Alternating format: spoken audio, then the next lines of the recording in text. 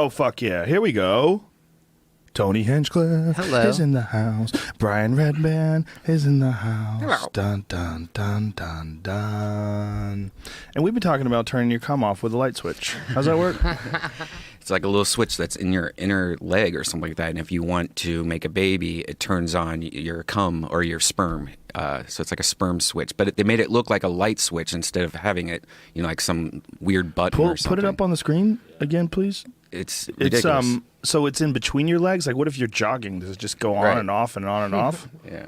Oh, my God, it is a light switch. Yeah. Come on, this isn't real. How dare you? Why am I seeing that guy's dick? Jeez, that's huge. Why is he Huge. semi? So big. He's semi. Okay, look at this. All right, so what they're showing us is, can we hear this? Is it okay if we hear it? It's like Andy Oh, Richter. hold on. I love this guy's accent. Please start him from the beginning because it makes it even better. He speaks in a slightly broken English. Andy Richter and his brother. In order to begin the medical approval procedure. The human male's testicles produce millions of sperm cells every day. These cells flow through the spermatic ducts and then combine with seminal fluids. Look at this which are texture of the then ball skin. ejaculated I feel like Thomas Edison would be so disappointed if he saw what his technology was being The used VNEC for now. SLV Thomas is Edison attached invented dick to the switches? spermatic Well, like switches, I guess. Like Did he? power on and off. sperm cells. It's why is it more humorous? Because this gentleman has an accent. It is made of the Why would they well-known spend so much time making the texture of the balls and the dick that realistic? Like, Because they want you to know they're not playing games. So this is insane. You can feel the switch and you can flip it back and forth. That is so fucking crazy. And what are the odds that a girl who wants a baby is not going to reach back and click that switch Right. while she's rubbing your balls? and wouldn't there Which be is the perfect time to hit the switch if you really wanted to make a baby. Like, here, release the hounds. and wouldn't there be cum still in the tube? Like the end of the tube. Like, Good question. Yeah, I think that is that's an issue, right? Doesn't it Yeah. like stay inside your dick hole? Yeah. Like, doesn't all come out in one blast, and sometimes it can come out in the next blast. Yeah, that What do I know? that seems fake. that's craziness. I mean, I don't understand. If you got an operation to get all that stuff put in, just get a vasectomy. Make a decision. Stand by it. Yeah, it seems like in America, these type of things are becoming more and more attractive to us, like an instant solution to like anything that we got going wrong. Oh, we're gonna come up with new retinas, and these retinas, they're artificial retinas. So you put them in your eyes, and you can see 2200, like or 20. What's that's not good. Like 2200 would be terrible. Yeah. like 25. 40, yeah. 2020 is like normal, right? Right. 40/20. No, that's worse too, right? No, isn't that better? That's twice. I don't think it is. I'm not sure. I think it's always been like low numbers are really good. Like pilots would say, I have 2015 vision. See an eagle attacking a salmon from a mile away. Like people are always like super proud of their vision. I have really good vision. Like, whoa, amazing. You see clearly. So lower would be better. Like 420 Yes. would be the best. 420. No, it's too high on one side. I don't know. What's perfect on one side, right? 20 is 20, 20/20. Right. What the fuck does that even stand for? Maybe we should know that. It's what you see at 20 feet. Mm-hmm. The first 20 is what a normal person sees at 20 feet, and then what you see at 20 feet. So you see, if you have 2200, you see what a normal person sees at 200 feet at Something 20 like feet that. because your Something like vision that. sucks. Oh, okay, that makes sense. That actually totally makes sense. What a drag. Yeah. Woof. Yeah. Do you have perfect vision, Tony, or is it? My vision is unbelievable. I can read anything from it's like insane. That's cool. It's a lot of fun. Have you always had that? Yeah. You should probably be really good at like something like darts or something like that. Maybe. Yeah. I can Something see where that. you, like I would think that something along those lines where it'd be like super precise. Like when you're throwing like I don't play darts, but I would imagine that it's probably pretty fun with all that pressure to get a bullseye. It seems kind of silly. He's throwing a metal stick at a thing, but those dudes seem to be having a good time. I'm a hell of a shot. I was a natural With a dartboard? with an actual gun. With Oh, really? Yeah, 22. That's a little I different. shot like discus one time. Is that what it is? What do they call that? Pigeons? Pigeons, clay pigeons. And I was little like- discs. 13 or 14, and I was clipping them. And I remember Really? this group of old guys standing behind my mom's boyfriend that took me, just like, holy shit. I'm terrible with a shotgun. I did a Bert Kreischer show. We had one of those clay shoot-off things. I hit like one. How do you get good at a shotgun though? You just practice. You have to understand how you're orientating the sight on it. It's a little more tricky than like a hunting rifle, where the sight is magnified. With a shotgun, for the most part, unless it has a scope on it, most of the times they don't. You're using the barrel of the gun to line up where the bullets are going to go. But any variation up or down by the slightest amount results in a big deviation of the intended path of the weapon. So like if you're trying to shoot straight and your thing is just, it's kind of at him but not really, it'll go over his head. So you have to line up this little thing in the front, which is like a little tiny, like a nub. Like a U. And then the thing in the back. The thing in the back is the U. And you're trying to line the two of them up. So there's like this little V, and you're trying to put this pin in between the little V and hold it there as you squeeze the trigger and don't flinch. So there's a lot involved in it. And it takes practice. But once you get, it's like anything else, like archery or bowling. Once you understand the technique behind it, then it's just a matter of drilling it over and over again. Like you ever see a really good bowler like Ari's friend, Tommy? What is that guy's name? Tommy Matolo? What the fuck is his name? He gave me a.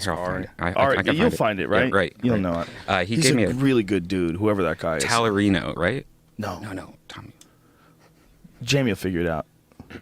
Let him figure it out. We'll talk. But if he taught you how to bowl, like if you watch him bowl, like those guys, they throw like that curve ball where it comes spinning and it smashes into everything like kind of an angle, and they can do it consistently over and over and over and over again, to the point where they'll bowl like pretty close to perfect games a lot, where they'll get like real close to like making 8-9 strikes in a row, and you're like, what the fuck?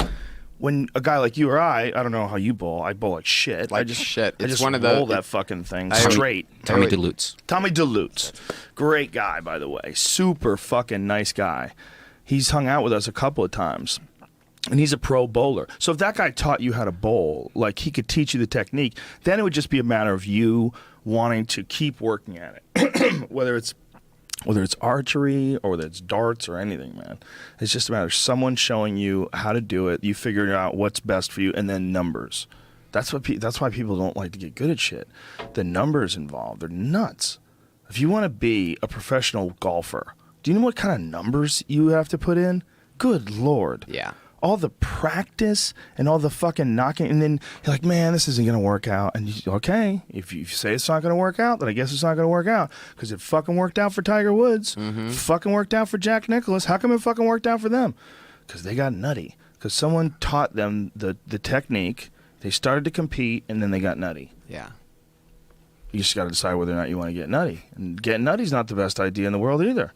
Yeah. A lot of those guys wind up fucking hitting the rocks. They never stop at the beach. Just fucking keep that gas going. Right. It's like stand-up.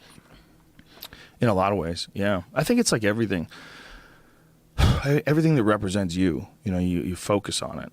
And the more you focus on it, the better it gets at it. And if you don't focus on it, it doesn't get better. And if you do, it does. And it's a matter of how much do you want to focus on it where you can enjoy the rest of your life. What percentage of your life does it become? It always amazes me that people that get like so great at video games.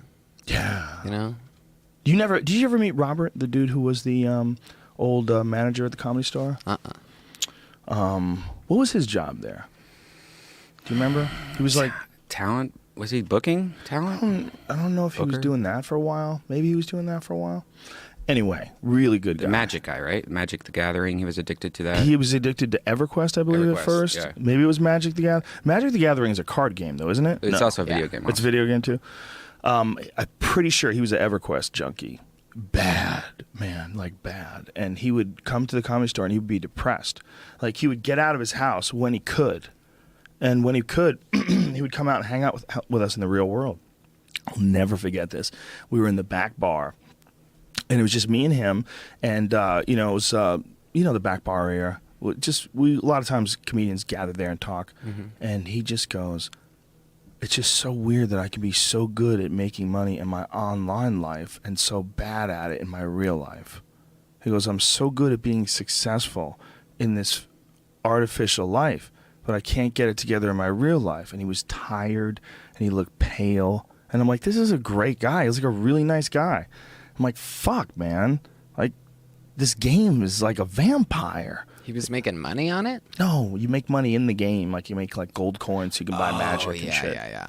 Is that how it works? Am I saying that right? Yeah, sure. Yeah, you level up the more you play. So he was like king of kings. You know, he had like a crazy player and everything like that. King of Kings. Well, when you get really good, right, in EverQuest, like the higher you get, the more you can fuck people up. You can do whatever you want. Right. You just become like invincible. You can become a god. If you're on that shit 24 hours a day for 10 years, no one can fuck with you.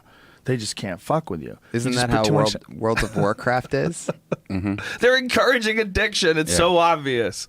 It's so obvious. It's very clever. But this is a money vampire. Oh, yeah. They figured out a really entertaining money vampire. Just sucks it out of you. Oh, yeah. South Park did one on it, and it's just, like, unbelievably hilarious. You know what's interesting? The concept that you can get better at it the more time you put in it because you get more stuff. Like, that's a really weird concept because that's not how it is in any other game. In any other game, what's cool about playing Quake, right?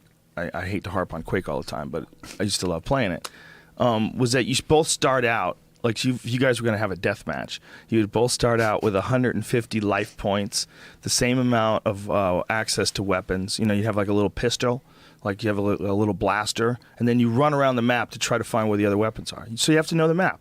You have to know where the weapons are and when they spawn, because they spawn in increments, like every 15, 20 seconds or something. I forget what it is. Maybe a minute for some weapons. Maybe some weapons spawn differently. So these guys had programs in their code where it would alert them when the rocket launcher was about to spawn. So they had it like timed into their code. So they would receive little messages up on their screen that would let them know that rocket launchers are about to spawn. So they'd run to get to the rocket launcher because he who gets the rocket launcher first most likely wins the death match because these guys know the maps and they start blasting each other. Well, everybody starts even.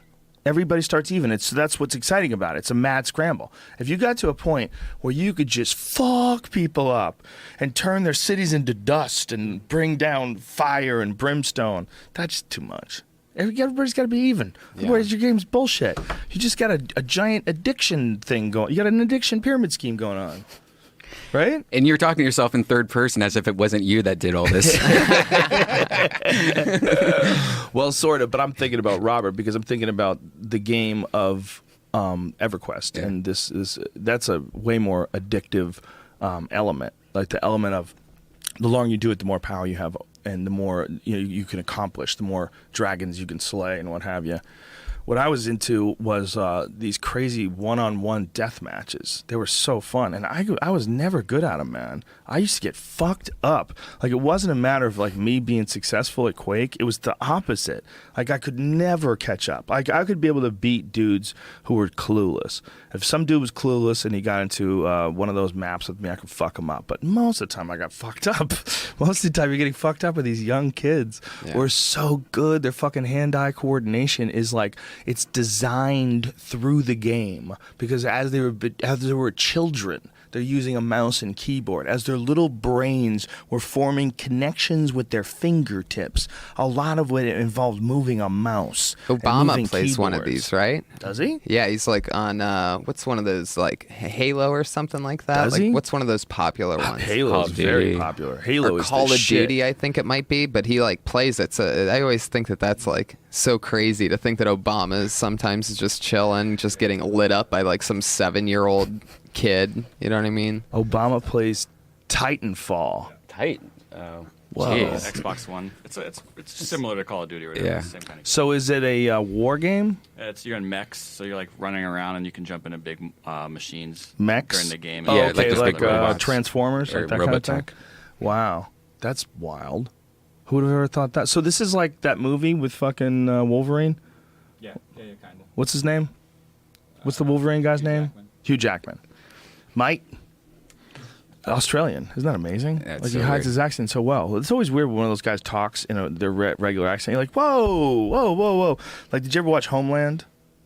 There's a guy named Brody who's in Homeland, and he plays a dude who was kidnapped and tortured by the terrorists. Then he comes back to America, and he's like kind of like, he's like acting as a pawn for the terrorists. It's very fucking crazy. But he sounds like a regular almost like a Southern American, like a Texan, like a slight Texas accent on the show. And then in real life, he talks with like this crazy English accent. Yeah. And you hear him talk and you can't believe it's the same man. One of my Like, favorite whoa. actors right now, who I'm like obsessed with because I saw him on this show, Bloodline. Have you heard of this show? Bloodline, what's that? Bloodline is a Netflix original series that came out like 6 months ago, and it's basically about like this rich family that takes a vacation. They like have this vacation in Hawaii, and they all get together, and shit just goes down with this family, and they're all and, like, you don't know who's covering up what, and it's just all these diabolical characters. Anyway, there's this guy named Ben Mendelsohn who is a monster. He's one of those guys that's just so compelling to watch. Like, his face is always moving. He plays like a bad guy in everything.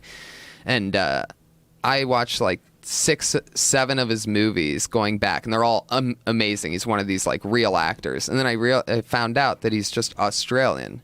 Whoa. But complete Australian dude, total Australian accent. And he was my favorite American actor up until I found out he's from Australia. There's a lot of killer actors from Australia. Yeah. Russell Crowe's from Australia, right? Isn't he? Yeah. That guy there That's is kinda crazy. a monster. Think of how many fucking Australian accents. Mel Gibson, Australian. Think of how many of those guys. Yeah. What's Tom Hardy? English? Yeah. English. Tom Hardy's a badass. He's a bad motherfucker. There's so many of them from over there. It's incredible. Sometimes I don't even realize I was watching a Tom Hardy movie until the end of the movie, and his name comes up, and I'm like, who was Tom Hardy? Oh my God, he was the main character the whole time. Like, he's another one of the only other guys. It's funny you bring him up because he's another one where I literally will look up their name. Yeah. And be, because you can, some of these guys, they actually read the scripts and pick the things that they want to do. Well, he can at this point, right? Yeah. Yeah. Yeah, he's a bad motherfucker. Mm-hmm. That guy can act his ass off. It's sometimes he's like a ripped monster like in Mad Max, and then sometimes he's built like me in these movies, and it's like, how the hell? Like, he's one of those guys that cuts weight and puts it on and really gets into character. He plays I can't remember the name of it, but in one of these things he's a twin, so he's playing the 2 lead characters because it's him and his twin the entire time. He's playing the Cray brothers, right? Remember that movie, The Crays? That it was out a long time ago. It was basically on the same brothers. There's 2 brothers who were into organized crime in England. They're legendary. And he's playing both of them. The last time they did, I think they had 2 actual twins in the last version of it, which is probably they had to settle for whatever actors they could get that were twins. Yeah, Tom Hardy's one of these guys that I didn't even know about until my girlfriend, who's like a huge movie buff, kept showing me movies, like, and she would always talk about like how hot he is and this, and like she's just like, this guy's fucking amazing, and I'm like, you're just making me watch these Tom Hardy movies because you have a crush on him. And sure enough, this fucker won me over like big time. That's when you know he's good, right? To where you're like, oh, you know what, it's fucking great, man, fuck it, fuck my girlfriend. How many guys do you think have ever played themselves in a movie like side by side, like twins like that? So you're playing, like, what I want to know is, does he get paid double for that? You know, it's Has that it been done? That only seems fair, right? Well, he's got to be getting a shitload of money for this because that's half of the movie is seeing if they can pull that off, right? Yeah. Because you're dealing with CGI. They're combining somehow or another. I don't know how they're doing it. I would imagine what they can do now, and this is just my guess, is that you can get a guy like you and Brian could have like a tussle. And as long as you were the same size, you could superimpose his features on you. There's a way they could do that with CGI. Well, what's interesting is that if the camera was locked off, then up until, I'm sure this movie, it's not locked off on everything. What does that mean, locked off? You know, like completely not moving, stabilized. Like, right. Then it was always easier to do that, I think. You know, the CGI type of things where you can put somebody into things. Mm-hmm. But this is like a real movie with real dialogue. I think they're doing it all with computers now. Yeah, exactly. I mean, I think that but he's got to act both sides of it, right? So he's got to somehow or another act both sides of it, and he has to. I mean, I'm only assuming if he's physically in contact with someone, they would have to somehow or another get him to act out those scenes and replace his face on the other person's body or something. Well, they just do like if they're doing a tussle, they're just doing the thing where, like, you know, it's just the back of the head, and then they just flip, you know, when they're rolling going around, Right. where it's like a smaller, weird, creepy version of them. I did it with that Pepsi Spice commercial, where Right. I just pretty much recorded the same Yeah. two things and then just split it right down the middle. That's right. I forgot about and these then videos. this was like 15 years ago. I did this. yeah, Like, these giving are my- hilarious. Giving myself This a looks blowjob. exactly like the commercial for the Tom Hardy movie that I was talking about. This is hilarious. You know, I forgot the, about the this. next morning. And look, I even put down the coffee cup, and then I grabbed the coffee cup. Look at that. Boom. That's actually cool. Dude, that was one of your finest hours. The Pepsi Spice days. And I did that on paintbrush. But what would you do if you had to have like a confrontation? Does he have a confrontation with his brother? I assume he does. Probably. Right? That's the only thing that I would think would be the issue. Is like you fighting with you, because that'd be really hard to mesh together. But otherwise, if it's just you in a separate scene, or you in a scene with two of you just have to do the scene twice. But Yeah. still, they have to combine it. You have to move do you one. around. You have to do one, and then probably they play back your thing Yeah. when you're talking to it. But shit. God. You ever seen Bronson? Yes. Amazing. Amazing. Yeah. Yeah, I saw that. He was really good in that. He's good in everything. Mm-hmm. He's just one of those guys. He just knows how to do it. Yeah. Yeah, it's a weird type of respect we have for people also that come from other countries. I mean, Americans love Americans, but we also hold people from other countries. If you have an English accent, we'll cut you a lot of slack. Oh my God! We will More than cut ever. you a Can I lot tell of you slack. something? Oh, my God. No, this has been infuriating me lately. Ricky Gervais. It's everybody. Everybody? They're everywhere. There's British accents everywhere. Everywhere. Every show. Because I only watch normal TV when I'm at a hotel, and I've been doing the road a lot lately. So I've been stuck watching commercials for the first time. Anyway, I watch First world problems. I watched this James Corden or whatever. Corbin? Yeah. Who's he? He's the guy that just took over for Craig Ferguson. Oh, who what's his also had an accent. Everybody has an accent now. Yeah. On everything. Didn't you think Craig Ferguson was good, though? I liked Craig I Ferguson. thought he was really good. Totally good. He brought a different element when it was the Britney Spears thing. When that Britney Spears thing was going on and she was shaving her head, and he was like, why are we doing this? Like, why would we, like, attack this girl? And I think in a lot of ways, like, his, like, sort of reasonable approach to addressing the subject instead of, like, cracking jokes about it when it was like, she was shaving her head, and it was like, you're looking at a person that's having some serious stress and mental problems, probably. And all we're doing is just piling onto that. And he made this, like, really reasonable, measured plea. And I remember thinking, like, wow, that was a genuine thing. Like, that wasn't, that didn't seem like some fake, pumped up PR move to try to get people to view him a different way. It seemed very genuine. And Unfortunately, Britney Spears wasn't watching Craig Ferguson, so the message never got through. she, people did leave her alone. They kind of leave her alone now, but she was obviously having some sort of a breakdown. Yeah. So there was something going on. And I don't know if anybody could ever be expected to respond well to the kind of stress that someone in her position endures. She's like some stupid, crazy superstar, like a Beyonce type character or Jay-Z. Like, that kind of stress level's got to be insane. Yeah. She's calmed down a lot, right? She does that thing in Vegas now. She does like a Vegas show. Were you a fan of Craig Ferguson's Yeah, show? yeah, he's good. Do you know the robot, the guy that played the robot in it? His name is Josh Robert Thompson, and he played the robot for 11 years on that show, or however long that show is. And he kind of got screwed by the show because no one knows who he was. They never said, "Hey, by the way, this is him." So this guy, he's on Periscope all the time. Really interesting guy. Check him out. He's just really, What's his name again? It's really sad though. His name's Josh Robert Thompson, and it's just like, imagine being on a fucking Tonight Show what's his- where no one knew who you were the whole time. Right. So does he just complain about this on his Periscope? No, he does seem like he's always getting screwed. Like he just released this new video the other day with George Lucas, and it has our friend, what's the guy with the really built body? That used to be a writer on that show. He's been on Kill Tony before. Fuck, I can't remember. Really good body. Remember, he always takes off his shirt and it's like a six pack. Oh, Bob Oshak. But yeah, Bob Oshak. Yeah. So Bob Oshak did a video with. I would have never thought you were talking about Bob Oshak.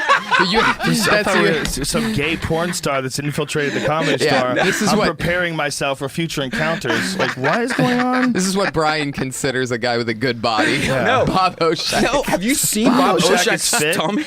He's very fit. He works out. He's very healthy. It's ridiculous. Bob Oshak might be the nicest guy that's ever lived. Oh, I Totally. love him. If he's not the nicest, he's in the top 10 of like nicest people of all time. I love Yeah. him. And but anyways, he made a video with Josh Robert Thompson where Josh Robert Thompson played George Lucas after you know on his ranch, and he looks just like George Lucas. So, Wow. fun little. Oh, yeah, I think I saw some of that. Yeah, Dude, he's a funny fucking guy, Bob Oshak. I love him. Yeah. One of the best. He should be doing a podcast. I was Don't going you think? I was supposed to start mine with him. He was going to be my co-host, and then I decided not to have a co-host at the last second. He also is really busy. You don't. It's not like you have 50 different things you have to do all day long. You could do another podcast once a week with him. Yeah. He's a great guy too. Or he could do one on his own too. He's one of the best He's a guests. great guy. Yeah. He's such a good dude. Yeah. On Kill Tony. Yeah. Yeah. 'Cause he Well, he's can so go, sharp. And Yeah. he just loves joke writing so much. Yeah, he does. And so when these guys come in with a premise or whatever, he'll just go, if you go ba ba ba ba ba ba, and bam, the crowd that already heard that premise and punchline, but it's all restructured, he just repeats it back because he has that math brain that's just like Yeah. one of the notoriously like one of the most respected comedy writers around town. In the writing gigs that I've done, he's come up in every writer's room, and everybody around a table that are working together always ends up talking about where and when they worked with Bob Oshak and how cool and nice he is. That's awesome. That's so good to hear. Yeah. He's always a good. You say good stomach, good six pack. Yeah, it always organically happens. Way better than does- that McGuire stomach. Have you seen McGuire? Chris McGuire? Who? Chris McGuire.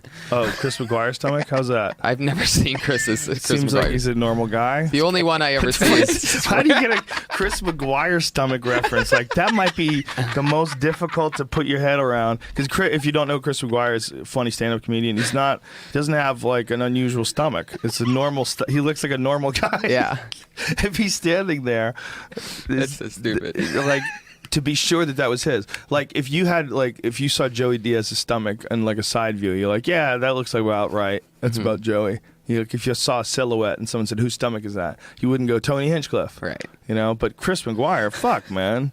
It could be Jamie. It could be Chris McGuire. Now I want to know. Now I want to see it. I wish you It's could normal. send Well, us a now I picture. want to see your dick. I want to see your dick. Let me see his stomach. Yeah, he's a great guy too, Chris McGuire. Him, Greg Fitzsimmons, and I started out like within a week of each other. That's so crazy. Yeah, it's interesting. It's interesting all these years later. I have that same thing with a few guys, and it's amazing because there's definitely like a special bond that happens when you know Oh, that yeah. you start around the same time. Yeah, for sure. Yeah, and you'd known each other through the whole process of being fucking horrible, totally incompetent, but just starry-eyed for the idea of being a comic and chasing these dreams together. And there's nothing more fun than when you see one of those guys doing something cool. you Yeah. know? But it's cool just seeing comics do something cool. And we all been talking about this at the store lately, that this is one of the things about this generation and this era, as it were. Is that a good thing to say? This era of comedy?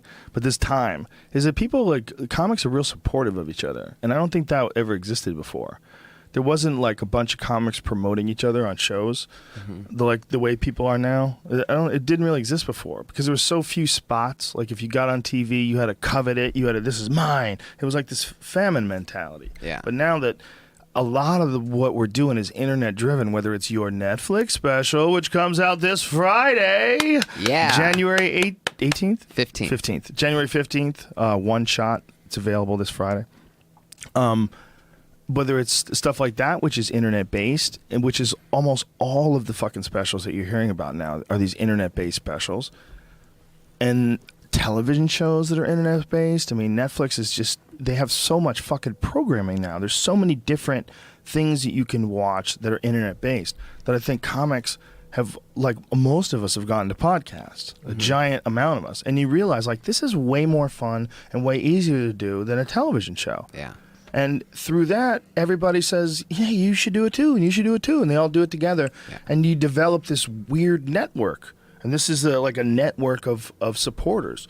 So I think when we all see someone who's doing really good, it's interesting. It's interesting to watch. It's like, ooh, it's happening again. Yeah. Like, It's amazing. Brian, your new podcast was in the top 15. Yeah, it got down to 7 at one point. Did it great, really? Yeah. That's amazing. We had Sage Francis. It's really amazing. We had him on the second episode. It's That's great. awesome, dude. I'm so glad you decided to do it too, because you have a very unusual sense of humor that a lot of people like. It's like trying to find the right vehicle for it. It's like, I think the right vehicle for you is just do your own thing. Do your own thing, and when you do it, it's fucking fun because you get to be free. You get to be you. You're just such a silly weirdo.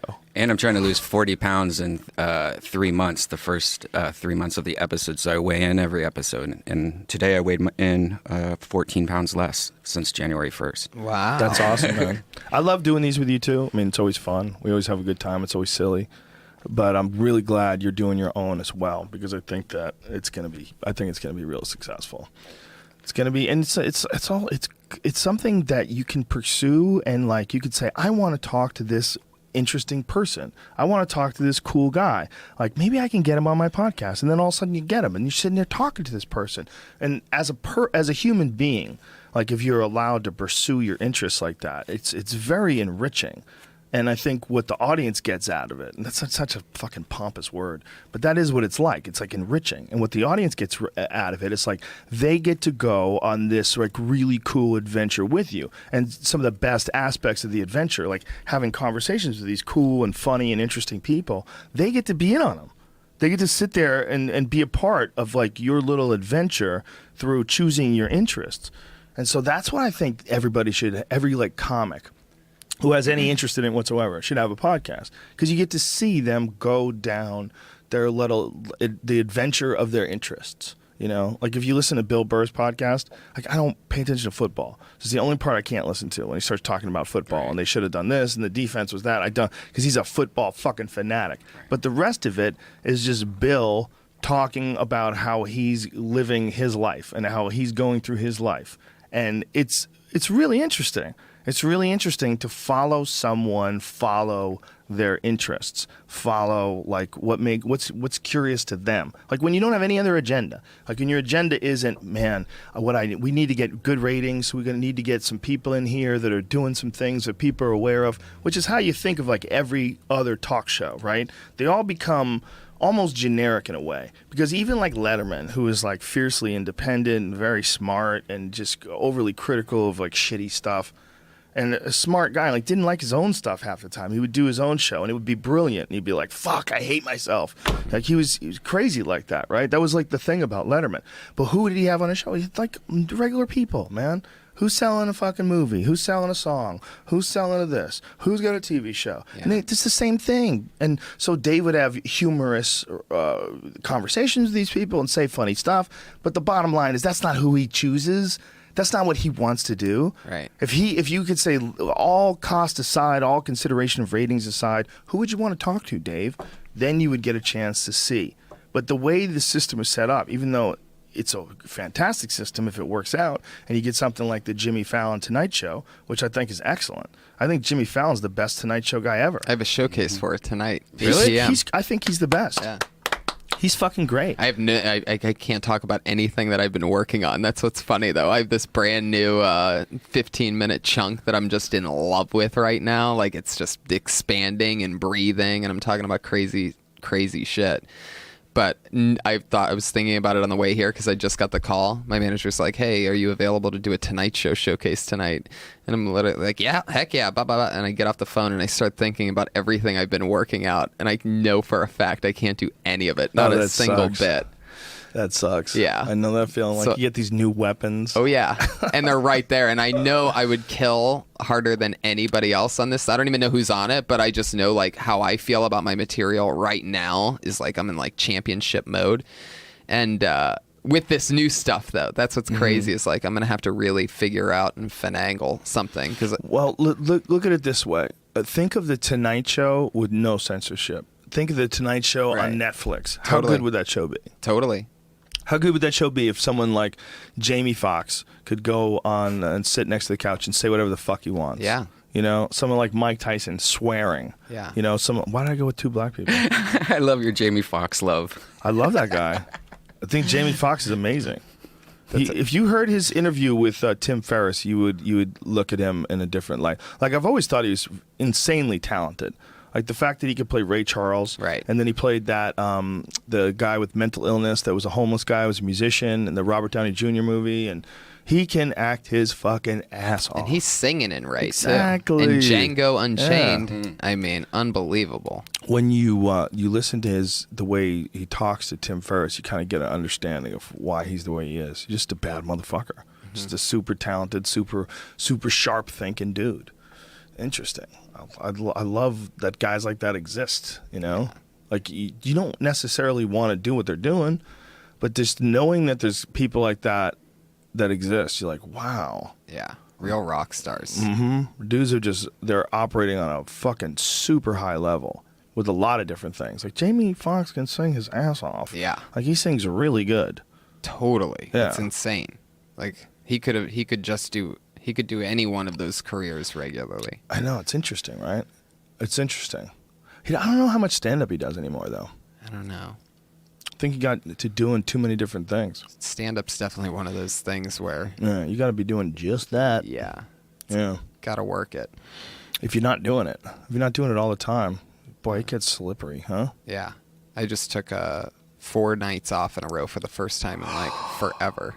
4 nights in a row. How'd you feel? I came back crushing. Do you think it was reinvigorating? Animalistic.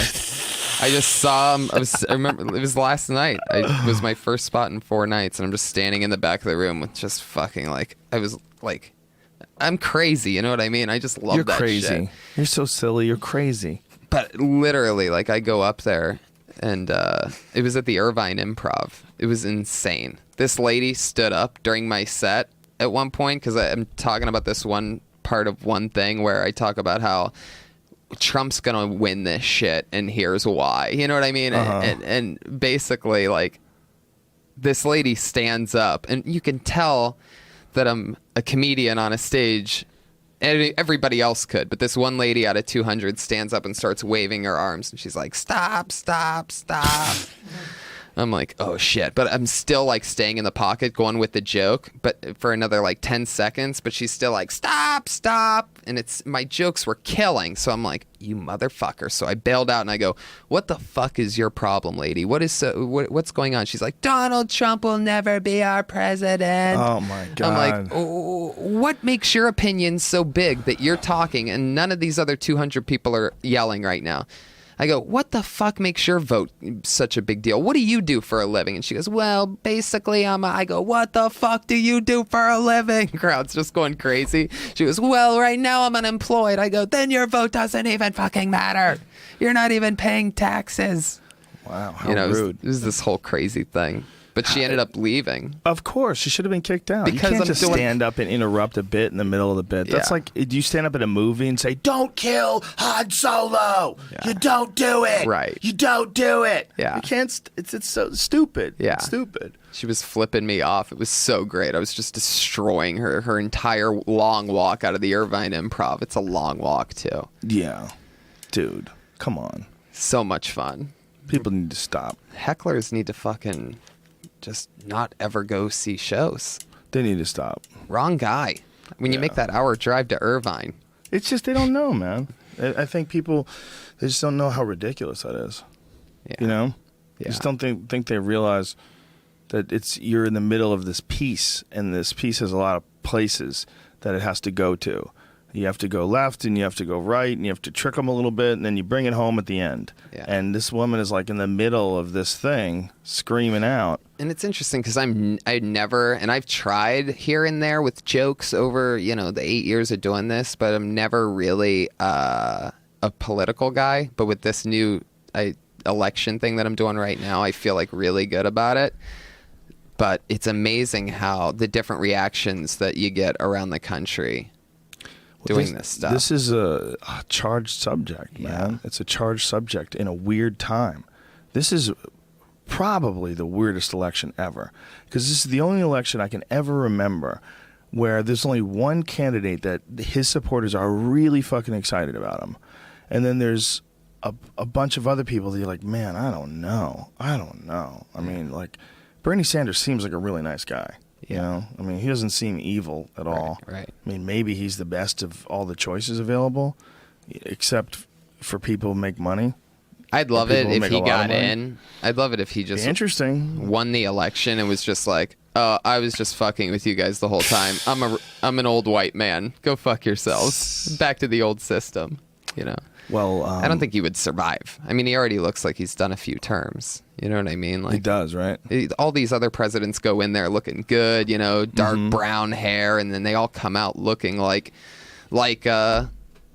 what's his name? Fucking, nuts. who we're talking about. Well, Obama. Look at Obama. now. Yeah. We've shown side by side images of him from 2009 to 2015. It's crazy. He looks like he's aged like 20 plus years. Yeah. Easily. It's a hard job, man. I don't think anybody can do it. I think at one point in time we're going to realize that the idea that we keep clinging to of a single guy that's in charge of the whole country is stupid. Doesn't make any sense. Like, why would you have one person be in charge of anything? Why not have like a gigantic team of people? And why not have the influence of the public on a daily basis be tuned in to this gigantic group of people with, of course, reasonable filters for hysterics when something crazy happens and all of a sudden people want to nuke, you know, some country or something like that. And for that system to change, what's amazing is, like, I think that we would have to have basically a Trump as a president for people to really have a discussion over 4 years about how things have to change because of, you know, and depends on how he does at the same time. Well, there's some of another the things thing he says, like, I actually can, like, the other day, I don't know, I was just walking out of a hotel and the news was on the TV and it says, you know, Trump says that Germany terrorist attacks are because they let those people in. That's all that I saw. And first I'm like, yeah, what an idiotic thing to say. And then I thought about it and it's like, well, they did let what, like 1 million people in or something crazy? Well, there's a real issue in Germany. Yeah. And the mayor of Cologne, which is in this insane move, was telling women how they should behave around these men and that they should stay within arm's length. It's fucking crazy. It's victim blaming. I mean, they're resorting to victim blaming to try to take focus away from the fact that what they've done is they've let in a bunch of people from another culture who behave differently. It's maybe not their fault. Maybe, let's look at it this way. This is the way they lived in their other country. They're coming into your country, they're going to behave the way they've behaved all 37 years of their life. Yeah. Because that's what they do.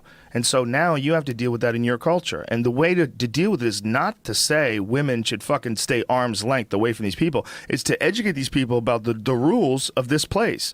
You can't do that. You can't just sexually assault women. Girls could dress however the fuck they want, and you can't tell those girls, now you're on your own. You just have to stay arm's length away from somebody. You can't, because everybody's so scared of being racist. Everybody's so scared of being Islamophobic that they don't want to point out. Forget about ideologies, or forget about skin color, people of origin. You have some people that are doing something that's not good to some people that haven't had these things done to them like this before. You got to figure out what to do. You let in a different culture. It's not their fault, but it is. It is what it is. Yeah. You know what I'm saying? I mean, it's not. You can't deny that it exists. It is. It is a thing. And there's a lot of people that are pointing to. They're pointing to letting people like that in this country, and they're saying, well, you know, what are we going to do? What are we going to do if Syrian refugees come into America? Are we just going to invite 1 million Syrian refugees in America? And if you look at the history of America, that's what people have always done. We've always let in people from other countries that are trying to get away. I mean, that's how this country got founded. So ideally, we'd all want to say, yeah, these are the people that are running away from the people that are doing terrible things to them. But you're going to get some shitheads. You're definitely going to get some shitheads. So how do you deal with that? That's a good question. I don't think that's a question for one person. I mean, even if one person in a cabinet and one person has like veto power and what... Man, I think there should be a fucking team of PhDs and super smart motherfuckers who get evaluated on a regular basis for ego problems, alcoholism, all the above. I mean, you should have, if you're testing mixed martial arts fighters, see if they're on steroids, you should be testing congressmen and senators, see if they're fucking crazy. Right. See if they're, what are they on? You know, what kind of fucking antidepressants are you on that's affecting your judgment? What, you know, how often do you take Valium? How often do you take Ambien to go to sleep? Right. What happens? You lose a sleep cycle there or something? Is there some wacky non-sleep that's going on when you're Ambien out of your head? Oh yeah, Viagra. These congressmen. What are they doing with all the Viagra, blood Tony? rushing down? What are they doing with the Viagra, Tony? They're making their wieners bigger. Wow. Are you sure? Yeah, I think. Jesus. Yeah. Congressmen and senators and representatives, state representatives. This is a representative government. It's all a weird popularity contest. Like Arnold Schwarzenegger was the governor. Like that doesn't He's make a good choice. any sense. But it does. He's a fiscally conservative guy who's open-minded in the sense of like socially open-minded, like in terms of how he views gay people and even recreational drug use and things along those lines. He's very open-minded, almost like with a libertarian bent, but a Republican. So he wasn't a bad choice. He didn't do a great job. But guess what? You're dealing with a bunch of shit, a bunch of red tape and bullshit. And if you ever hear him describe his time in office, it's pretty interesting stuff. Like, you don't realize, I think, from the outside, like someone like you or I, who have zero political aspirations or motivations, or once you get in, man, you're dealing with this like insane system of like how things get done and how people will filibuster and people will block this because it'll anger their constituents because these people are paying for that and these people are paying you to make sure that this doesn't pass through because that'll get that through. You watch House of Cards? Yeah, I just started. Oh my God. That's great. my favorite thing. I don't know how accurate it is, but if it's even fucking 10%, we're doomed. Yeah, exactly. If it's even 10%. It's a great show, though. Yeah. Kevin Spacey's a bad motherfucker. Yeah, I love it when he looks at the camera and just starts talking. Yeah. It's He's so another great. one. He's a different guy in this. He's a different guy in this show with a very distinct accent, and you buy it. You're not going like, that's Kevin Spacey. Right. He just becomes that person. He becomes another person. Frank Underwood. What's going on with that shirt, Brian? What is that? What? Oh, the security guard shirt? Is that what it is? Yeah, I got it at the thrift store. It's funny when I wear it because I went to Starbucks and like Mexicans gave me double looks real quick. It was pretty funny. They thought you were security? Wow. How rude. That's so racist. But it happened twice today. It happened twice.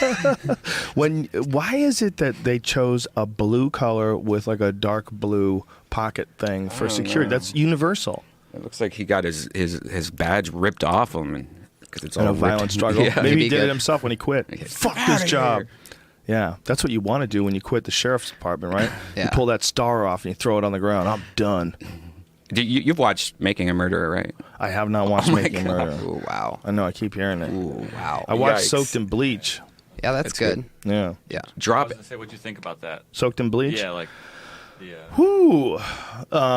There's a lot in that movie, man. That's the movie that alleges that Courtney Love was involved in some way in Kurt Yeah. Cobain's death. Too long of a movie, but yeah. It's too long? Yeah, I mean, if you watch the other movie and then watch that movie. Which other movie? The official one with his daughter made, Frances, what is it called again? Montage. Montage of Heck. Montage of Heck. Yeah, that's the HBO one, right? Right. That seems more like closer to what I think really happened. You know, I didn't see that just one. drugs and it doesn't make Courtney look like she's murdering. It just looks like he wanted to kill himself the whole time, and he put it in his lyrics. He wrote about it. He was, you know, it was like it was going to happen. I mean, that's what that movie made it seem more like. It's so hard to decipher when someone's gone what they actually thought and what they actually were like.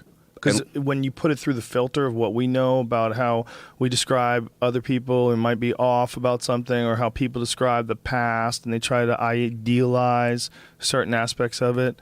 Like if it was made by his daughter, she wasn't alive when he was doing that. So she's getting it from other people who were there, who, you know. He's getting it from his own Journals music and journals. music. It has home movies and Yeah. it has everything in it like that. It's pretty much, I believe that. I feel like Montage of Heck is like a documentary about Kurt Cobain, and Soaked in Bleach is a documentary about the His possibility death. of Courtney killing him. Yeah. And I'll tell you this, is that no matter what happened, it's unbelievable how bad the Seattle Police Department dropped the ball Yeah. on that. To walk in on some guy that just killed himself that's worth God only knows what. I mean, I don't even know if they say during that, but you know, his collection has to be worth, what, at least $100 million or something crazy. Well, it was just a bad police department. Yeah. It was just what it was is a high-profile case in a bad police department. But now, imagine that they had probably been running that police department in a shitty way for as long as that guy had been running it. Yeah. Because as long as you're a regular person that doesn't have the public's eye paying attention to the case with extreme scrutiny, and again, this is in 1994, right?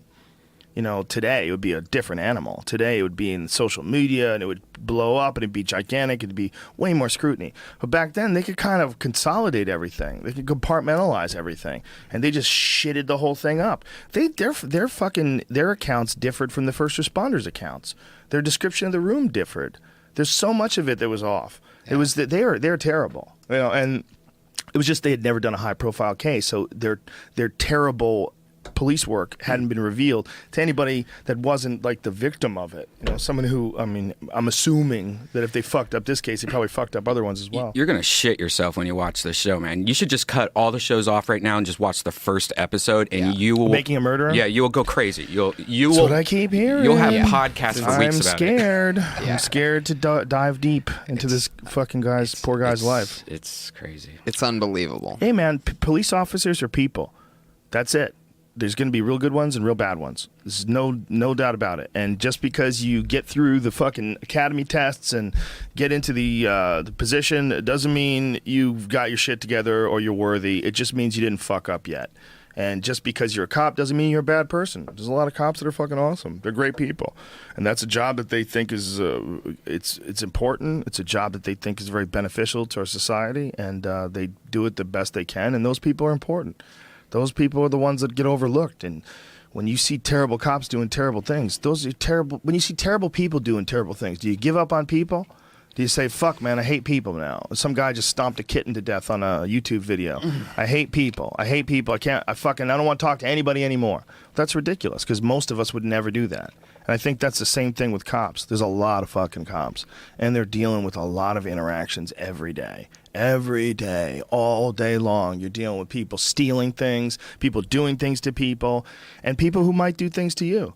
And they're just overwhelmed with stress all the time. Especially now that the media is coming out of hard. Oh, my God. And a lot of them are bad. I just spent a couple days on a top secret project, but with cops. And I learned so much. You learn a lot immediately about the current perception. Like, you know, they're very, you know, defensive, and it's incredible to watch. But like, so it got me more into, like, I've been watching a lot of these police shootings and things. There's not many where, you know, if you're going for a gun, like, or if you have your hand in your pocket and they're like, take your hand out of your pocket, you have to take your hand out of your pocket. I don't have any sympathy for anyone who doesn't do that immediately. And I get it. There's like mental health issues and stuff. And I think that's the exception to it. And yeah, sometimes it's totally, like you said, incident to incident. But the media really messed up the cops, man. Everybody's on edge with them right now. And well, wait, how can you say the media messed them up when there's all these videos of cops shooting people for no reason, doing terrible shit like planting evidence? That guy that throws the taser down when he shoots that guy who's running away from him. There's a lot of like really hardcore video evidence of cops doing terrible things. I think they just have to look at it in a balanced perspective. The media is not doing anything wrong by reporting these things. They're making those cops accountable. Right. But I think what we have to be really careful is blaming all cops. Exactly. And That's where it's fucked up. think that's where like the media makes it a little bit blander than just the specific guy. They use the word police instead of officer, blah blah blah. Well, how about this? Like if you saw something and you saw a cop like in a YouTube video do something, and he did something terrible. When you see another cop, that guy, you're not in the same city. You don't even know this guy. This guy's just a person. You don't make him responsible for something that some guy did in North Carolina, but kind of people do. If you go and watch some YouTube video of some cop doing some horrible shit in the Oakland subway, and then all of a sudden you're in downtown LA and some cop looks at you funny, like you fucking pig, You know, like you hate that guy because of something that someone else did that's in his organization that he most likely has never met in his life. Imagine if we did that with people. Imagine if some person did something fucked up in New York and you're down in Florida and you're like, you fucking piece of shit. And this guy's like, what are you talking about? I know what you are, man. You're a fucking person. You're a regular dude with a dick. And I know what that guy did in New York. And you're just like him. Like, what? This one cop told me, you know, like a kid ran up to him the other day, like he's walking down a sidewalk or at a, whatever, donut shop or somewhere. And a little kid walks up and is like, hey, you know, hi, Mr. Officer. Like a little, like, 3 or 4 year old. And some lady walks over and she grabs her little boy and is like, no, you stay away from these, you know, murders like that. Really?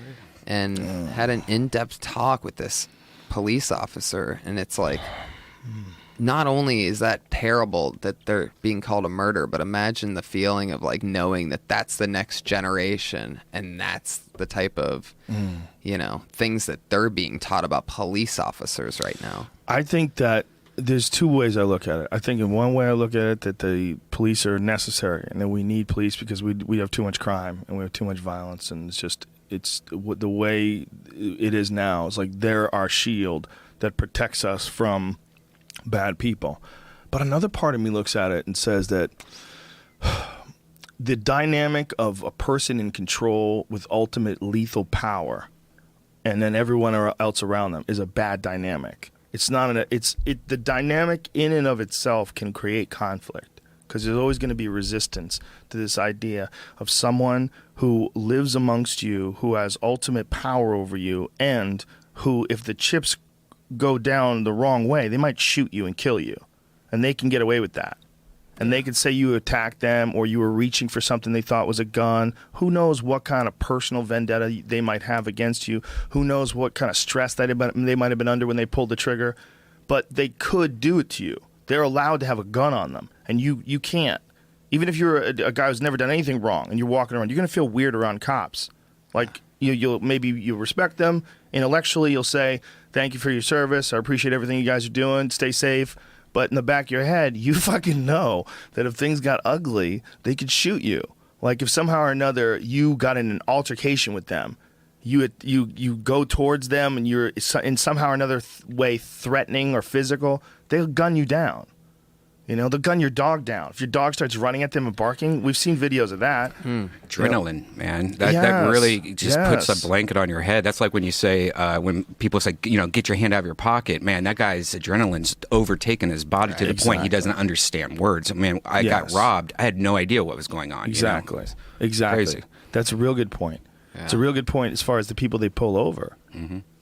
When you get a I got jolt of pulled over. adrenaline. Yeah, and I feel like I'm shady when the cop comes up. I And know. there's like nothing even going, you know what I mean? I'm just like, I you know. And all of a sudden I'll be like turning down the radio and they're like, take your hand out of the middle there, put your hand on the steering. I'm like, oh God. And then my like hands go up, you know what I mean? Instead of, I said the steering wheel, you know, and it's like I haven't even seen this guy yet. And I'm, Yeah. yeah, it is. It's really, it just takes over everything. Yeah, and imagine, you know, you pull someone over and there's some Brock Lesnar looking motherfucker sitting in the driver's seat and he doesn't want to make eye contact with you and says, what did I do wrong, officer? And you're like, oh shit. Yeah. Oh Jesus. Have a nice day, sir. Like, you know, if this guy gets out of the truck, he's just going to literally rip you to pieces, or he might pull out a machine gun under his car seat and start gunning you down. Who knows? Who knows? When you're pulling some guy over, you don't know if he's got a body in the trunk. You don't know if he's got 100 kilos of cocaine in his spare tire. You don't know shit. Yeah. How much is 100? That seemed like a lot. 100 kilos would be like 220 pounds or something like that. 222 100 pounds. kilos of acid, paper acid. Oh my God. That's enough acid to kill the world, right? But you don't know, man. You pull somebody over, even a woman. She could be some crazy bitch who just got done killing her entire family, and she's driving to her mom's house to kill her too. Did you see the video that was released like 2 days ago from Boston of a guy recording his ex-girlfriend just breaking his windows, scratching his car? Then he goes outside to be like, look what she did. She like crushed my bumper. And then out of nowhere, like she just comes from behind going like 50 miles an hour and hits him with his No, car? he misses just by an inch, but it hits his car. And if Jamie could pull up that video, you will freak. I mean, the the anger, this crazy woman. And that right there, she's supposedly has already gone to court twice and said that he has hit her and done all this shit. But just watching this video, you go, oh no, look at this poor guy, what he's dealing with. That guy needs Let's to get watch one of that. those. That guy needs to get one of those sperm switches. Make sure he doesn't get that bitch knocked up. Yeah, he will wind up fucking her again. If she's that crazy, you know what kind of pussy she must be throwing Oh around? yeah, just fucking liquid thunder. She's been wrecking that dude. Oh yeah. God. And yeah, he couldn't leave his house. He And just his had car. to. He was like it was scary being in that situation because she seemed like she would pull out a gun and just start shooting him. Or Well, anybody try to hit you with a car, right. that's that you might as well be shooting at me, right? Yeah. You're trying to hit someone with a car, that's death. Oh yeah. Okay, let's give us some volume, young Jamie. This is what he's showing what she did. Terry just keyed the side of my car. I actually just got painted over. Is that as loud as it gets? Watch this. Oh, Jesus. God. Oh my Terry just did that. God. She's got a barely- Mercedes. And what does he have? A Honda? She tried to hit him. Yeah. Dude, she just tried to hit him with the car. And then if you saw the beginning of it, she was outside just smashing windows and stuff. But dude, he didn't even know she was coming. No. He wasn't even looking, and she almost killed him. Oh, she's coming Oh, back. she's coming back. No Smashed my way. Yeah. vehicle. Oh my She God. knocked my vehicle into my neighbor's vehicle. This and now she is bitch reversing. is crazy. Back that ass up. Who? What is she gonna do? And I'm going inside because I want to avoid any further issues. She rammed Okay, I think she's gonna finish her up. Mercedes into his I Honda. think she's finishing up on the car. Gonna treat me? After all the shit I've done for you, this is how you treat me, right? Really? Oh my God, she's coming out with a crowbar. Like it broke his back. Now she has just smashed my window, my rear windshield. Oh my God.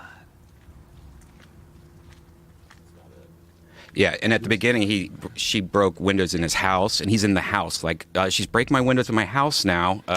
Whoa. It's a freaky video. Does that make your blood pressure go up? Jesus Christ.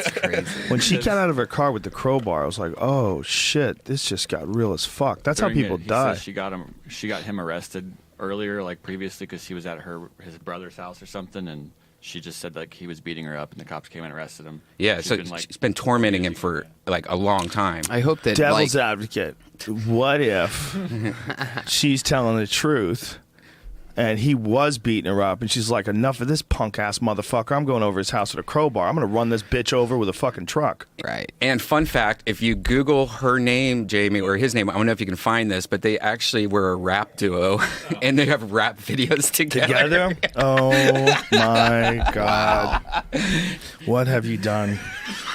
What spiral have you led us down? I hope he at least did something good. You know what I mean? Like banged a supermodel or something. Because I'd be really disappointed to find out that like he left her with a bill at like Red Lobster or something like that. She's like just furious. Yeah, what could have possibly been that bad that she wanted to kill him with a car? Yeah. Well, to ram a Mercedes into his Honda Yeah. is like, it's like throwing fucking money at somebody's face. Like, you piece of shit, I hate you. Well, that's a pump move, though. That's a pumped up move. Yeah, it is. You're pumped up if you're fucking throwing money in someone's face. Oh, Bitch, you don't give a fuck. Didn't someone did that to P. Diddy? It was like a story in some article about some violence that had broken out in this club. People getting shot because some guy showed up at one of P. Diddy's things. You know, P. Diddy's like famous for going to these clubs, and he'd have the velvet rope and all this money and all his bottles. And that was his whole thing, right? Yeah. His whole thing was flossing. And some guy came up to him and like threw $100 bills in his face. Oh, that had to hurt. Like a stack. I bet one of his eyes got puffy. And then It's a Puff Daddy joke right there. that's maybe when he became Diddy. Didn't like being Yeah. puffy anymore. Maybe they corresponded. Yeah. It depends. Yeah, but something happened. I mean, that was I think somebody got shot in that incident, right? Didn't somebody get shot or trampled or something like that? I'm pretty sure. I'm trying to look it up right now. I think Chris Brown was involved, and there was something about a bottle getting broken and someone's eye got Oh, that's a lacerated. different one. Oh, okay. That's a different one. No, that's a different one. That's a recent one. The P. Diddy one, he might have even been Puff Daddy, was in New York. That other one was out here. But, I mean, I'm sure there's been a lot of Supposed to got into a incidents. fight with Drake at a club too. P. Diddy? Yeah. How dare Who won? Please tell me Drake. I don't know. It was over a girl. Oh man, fighting over chicks. I just sent you the video of the music video of the two people, Jamie. But, Throwing money in a guy's face is a real, like, I mean, that's like the ultimate, like, hitting a man with a glove or whatever, like I starting love a it. duel. That's the energy that he's put out to the world. It's perfect. Yeah. Because like if you see P Diddy walking down the beach with a dude who's holding an umbrella over his head, have you seen that? No. You haven't seen that? Uh-uh. He has a manservant, That's and the great. manservant will follow him around with an umbrella. Oh, my God. Oh yes, here we go, Jamie. It's the Farnsworth best. Bentley. His name is Bardsworth. Apparently, that's amazing. He's Barnsworth? a character. Yeah. He's a character in a Spider-Man comic book. Barnsworth, can I have my umbrella, please? I mean, if P Diddy was like some diabolical, look at this. He's got a guy following him around with an umbrella, Oh, my God. and the gentleman has a bow tie on. Why wouldn't you have a girl do that? You know, like if I won the Powerball, I'll have that, but a girl and she has to wear a bikini. I don't know, man. Well, it's a weird position, but maybe it's a really good gig. Like maybe he just gets to jet all over the world and wear bow ties, and just all he has to do is hold an umbrella. How fucking hard is that? Yeah. In a fake world, what if P. Diddy liked guys and that was a way to have his boyfriend always with him? In a fake world. I've gotten to work. What a thinly veiled attempt at humor. I mean, Farnsworth Bentley attends the 2003 MTV Music Video Awards. I've gotten to work and hang out with Snoop Dogg quite a bit, and he has an Asian guy who his only job, and he's the best at it, is rolling blunts. And he just rolls blunts, and he's just the best blunt roller, and it just comes up, and it's like, hey, this is, you know, I don't remember his name exactly, but it's like, this is blah, blah, blah, he's the blunt roller guy. And he just, and when you hit it, it just is like, it's like a laser coming at you. You know how the end of anything cherries up? It's always even. It's perfect. Like He does it with his hands? Yeah.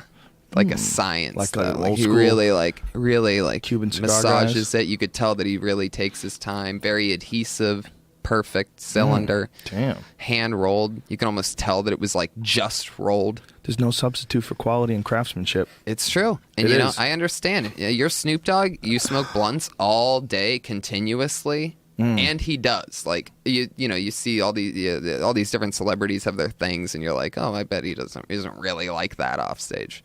Well, like Snoop's he's unbelievably hilarious when it comes to smoking.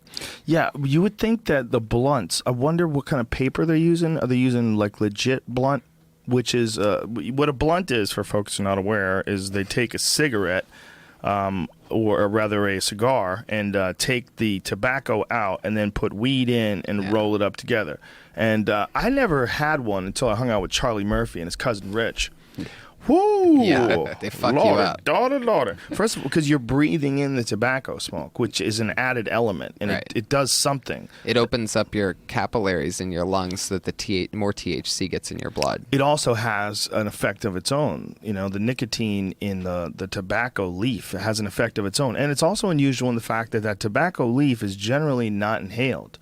When you smoke a tobacco cigar, you puff it, but you don't take the big, deep, inhaling, like lung-filling Yeah. breaths that you do when you smoke weed. So if you smoke a blunt, it's really kind of the only time you're breathing that smoke in, and it's a serious irritant. Like I think that's real unhealthy for you to smoke those tobacco leaves all the way down. Right. I think you can't do that every day. you know, that's why you know, Gino's little electronic cigarette blunt, that thing tastes great, and you don't have to do the nicotine part of it. No, Gino's the shit. LA Speedweed. He knows what he's doing, man. He got pulled down from Instagram. Isn't that hilarious? Really? Instagram deleted his account or suspended his account or whatever the hell they did because he's weed related. Like, he's operating within the California laws. He's selling something that everybody loves. How come you have all these wine companies that have Instagram accounts and all these beer companies, which I like wine, I like beer. We all do. Yeah. But why? What's so wrong with weed? And Gino's service is like the greatest thing ever, by the way. He should get back at Instagram by making a promo that's like the Instagram special where like you get a gram of pot like within 10 minutes. Some type of crazy promotion where it's like, hey, did you hear about the Instagram thing? Just use them as a marketing thing. Yeah, that's funny. Instagram's bitches, man. I can't believe that They're Twitter. great. They're Twitter. great. It's just they're a company. They're trying to fucking make some money. I get it. How is it though that Twitter you're allowed to see buttholes, but Instagram you can't even see nipples? You know, like. Well, I think or Twitter, weed. because of the fact that you can see all that stuff, there's like maybe more of a limit in as far as like what kind of ads they'll get. Whereas maybe Instagram, because they've been proactive in censoring people's material, censoring with the images and stuff that you're allowed to put up. You know, maybe they can sell more of those sponsored Instagram ads that way. They have a lot of those sponsored ads. You know, you see them all the time now in your feed. Yeah. I don't have a problem with it. You could show buttholes on Twitter. Yeah, you can do whatever you want on Twitter. I think sponsored ads on Instagram are probably the least offensive ads ever because they take a fucking half of a second to go through. I agree. Whereas an ad on TV is the most offensive. If you're watching The Walking Dead and they're about to get jacked by zombies and it fucking fades to black and it's, don't you want your car to shine like new? It's unbelievable. You're like, you Plus. fuckers. Yeah. You fuckers have ruined the entire mood of this awesome show to sell me some wax or whatever the fuck you're selling. Yeah, the artist took time to set a tone and a feel. So and much better if you watch it on iTunes. It's crazy to me. Like, I remember when we were making the show The Burn a couple years ago on Comedy Central, Jeff Ross show, and I wrote and produced it. And, you know, it was the only show that I ever watched on TV because I was always doing stand-up and stuff, and I didn't even, like, have a TV. You know, that's back, like, this is, like, 4 or 5 years ago. Anyway, but after going into every commercial break during this comedy show that's at 10:30 at night, it was always a life alert commercial, like straight into like, I've fallen and I need help, I'm dying here, you know what I mean? Like, who's going to save your grandma if you don't have life alert? And it's like now back to your comedy experience. Yeah. It's like the worst type of stuff. It's terrible. Well, we all know that from doing stand-up or from going to the movies. You know, if a movie got interrupted every 15 minutes for commercial, you know how fucking pissed you would be at the end of that movie? The problem with network television is the model that they're using, where you interrupt shows and show these commercials. It sucks. It sucks and you're stuck with it. You got to figure out a whole new way to show ads because people are done. And so their idea was, well, we'll just make ads more interesting. We'll just make ads more creative. And they did that to a certain extent, but they still suck. Yeah. Nobody wants to see them. They interrupt, even if it's the most awesome ad ever. It's interrupting whether or not fucking Rick is going to get jacked by the zombies. Right. Right, and that's their cable. That's even more fucked up. It's like AMC and the Independent Film Channel, IFC, and all these different channels. Those are cable. They can do whatever they want. Like they have to censor themselves to ensure that they get the right ads. Yeah. So they self-censor just to get ads. It's not like the ABC, CBS, NBC. Those are governed by the FCC. And so when you're on television, you're not allowed to swear. You're not allowed to. Like there's a law.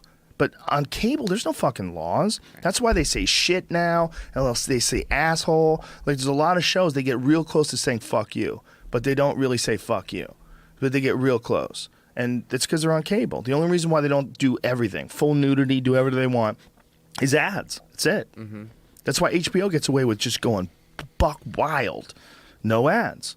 But try getting people to pay for shit today. Like if they don't produce things like Game of Thrones, if they don't have like specials like Whitney Cummings special, they don't have like a lot of original content. Mm-hmm. Amy Schumer's last special, a lot of original content where people are going to seek it out specifically. Big time fights whenever they have big time fights on HBO. If it's not that, it's hard getting people to pay today. Yeah, it really is. I mean, but at the same time, it sort of isn't. Like, I feel like it's hard for, like, the middle of the country, I think, is making the transition now, but Netflix is up to over 75 million subscribers or something like that. Every day it's going up by millions. Yeah, and HBO is, I think, at, like, 25 million households right now. Wow. So, That's nuts. I mean, I personally, I run completely off of, I have Netflix and I have HBO Go, and that is it. Like, if there's a sporting event on the TV, then I have to go to a local, bar or something, or restaurant to check it out.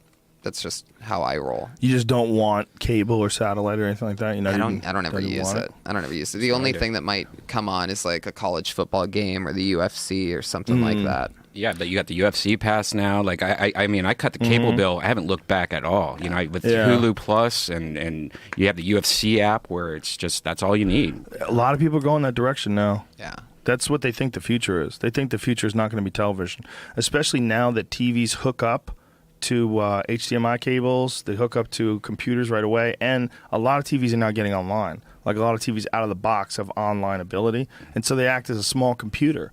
So you'll just be able to go straight. Like my TV by itself goes straight to YouTube. I can go to YouTube. Like what the fuck? Yeah. Like it's great. Through iTunes, you do everything. iTunes connects you to Netflix. Apple TV connects you to Netflix. Did you get the new one yet? I tell you, that's worth the upgrade. It's one of my favorite things ever. Just being able to go, Steve Martin, and it pulls up every single Steve Martin movie. My God, and then you you talk just, to it? Yeah, you just tell it. So you're like, Walking Dead, and then you click on Walking Dead, and it says available on Hulu or iTunes or Netflix, and it just takes you right there. So Good googly moogly. Yeah. That's what Puff Daddy as Barnsworth do. He just says something. Walking Dead Barnsworth. Does he have to massage his feet at the end of a long day? Totally. Oh, yeah. Get the lotion. But if it's Barnsworth's choice, like say if Barnsworth was like living in Columbus and he's working at a tire factory, and it was just like, and then all of a sudden this guy came into town and go, dude, I've been looking for a guy to carry my umbrella. I'll pay you $1 million a year. Yeah. You got to go with me to Paris, France, and all over the world, but you be with me 24 hours a day, and you're at my beck and call, and you must massage my feet at the end of every night.